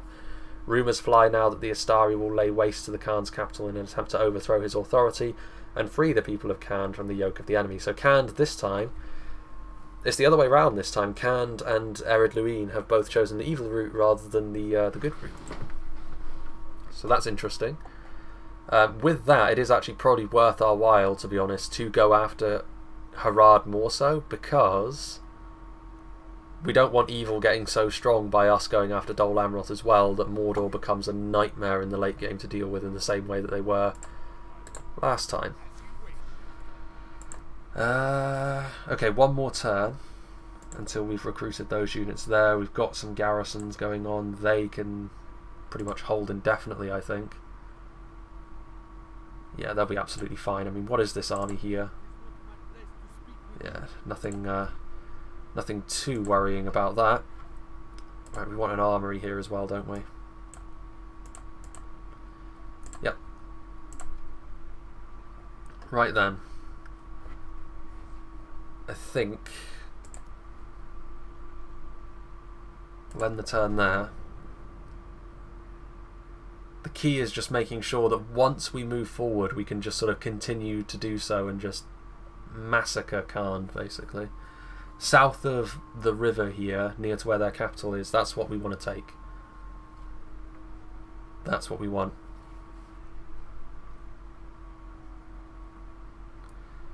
But yeah, I mean, the campaign's going to work out differently, that's for sure. Not just because we're going to affect it in a different way, but because the AI have chosen a different path this time. Right, we need to also get ready to break our trade agreement with Harad, because otherwise I think it'll count as treachery, won't it? Or you're just not allowed to. It's because that is something which happens. Like, I'm not sure if like trade is... Do you have to break your trade agreement? Otherwise it's like, you have betrayed us. Now no one will do business with you. The assault of the Blue Wizards. Lord, rumours have reached us that at long last the Blue Wizards have moved against the Khan himself. Cool. Stolatza Khand has been lost, so they've taken it immediately. Athelion has been attacked. Dosgiliath is under attack. Baon's Hall is besieged. It's all going off now. And with that news, we will move forward here. We will move up with you. Don't know if we can actually get away with it. Yeah, they're unhappy, but you know what? It doesn't matter too much. We can wait, hold on a moment. We can slightly mitigate that, I think, by going for a growth build policy. But we'll also get some units in there next turn, so it's not the end of the world by any means. And I think that is going to be that. Umbar. We have got... Yeah, we want a ballista maker at this point, to be honest, because we want to be able to crank out some siege. And over here we have... Oh, we can't build anything there because we don't have a general in there anymore. Probably should have started the construction before I left, but it's too late to worry about that now. Right then. This is a depleted army, but it's nothing too concerning. Okay. Right, we'll pass this turn. We're actually nearly at the barracks event already. Gotta run. See you tomorrow. We'll see you, Calvin. I mean, to be fair, like, this is the end of the stream, essentially. All I'm doing is sort of making it so that this next turn is where we start at tomorrow.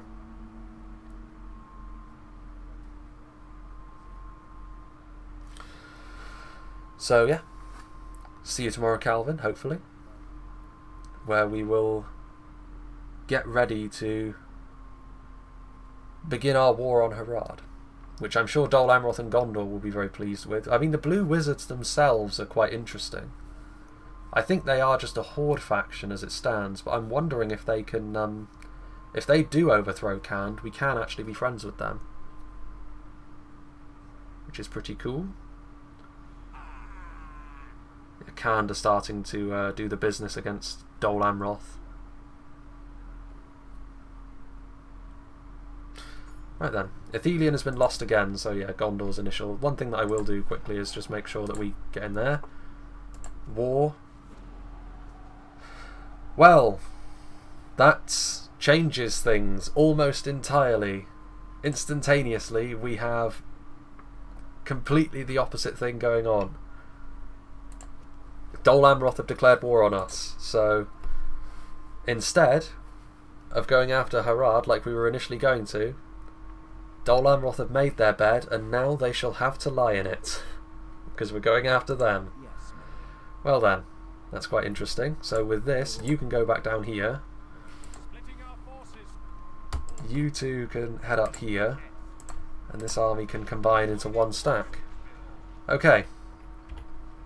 Well then, we'll save it there. And just making sure that everything is good. That will be the end of the stream for today. There we go. But yeah, that will be the end of the stream for today. And tomorrow, instead of going after Harad like I was initially planning on doing, we will instead be going after Dol Amroth, because they have just declared war on us. So, such is the way of things, I suppose. I think I saved it, but I'm really, really paranoid about stuff like this, because I don't want any progress to be lost. Yeah, I guess we can toggle FOW before we go, just for the hell of it. Dol Amroth are here. I mean, to be fair, all of Dol Amroth's provinces, all of them are really desirable for us to have, to be fair, because all of them are coastal, all of them are nicely developed. Athalond and Dol Amroth in particular, at the end of that particular road, are nice. So yeah, that is that. Canned are, well, I mean, this is the Blue Wizards. So I mean, what are the Blue Wizards' armies looking like? Yeah, they're independents, so that's there. They've taken Canned's capital. Canned will probably start to lose ground to that, but not for very long, because Mordor has like a really strong stack of like temple units that spawns there, doesn't it? I think that's where Ankatar the Inquisitor from the last campaign came from. And he will do the thing. Lorien, that's a good point. Look at this, our old stomping grounds. Erui is Khazad-dûm held, and they're doing fine. They're doing just fine. Elsewhere, what have we got going on over here? Still independent towns. Ered Luin, of course, who have taken the path of evil.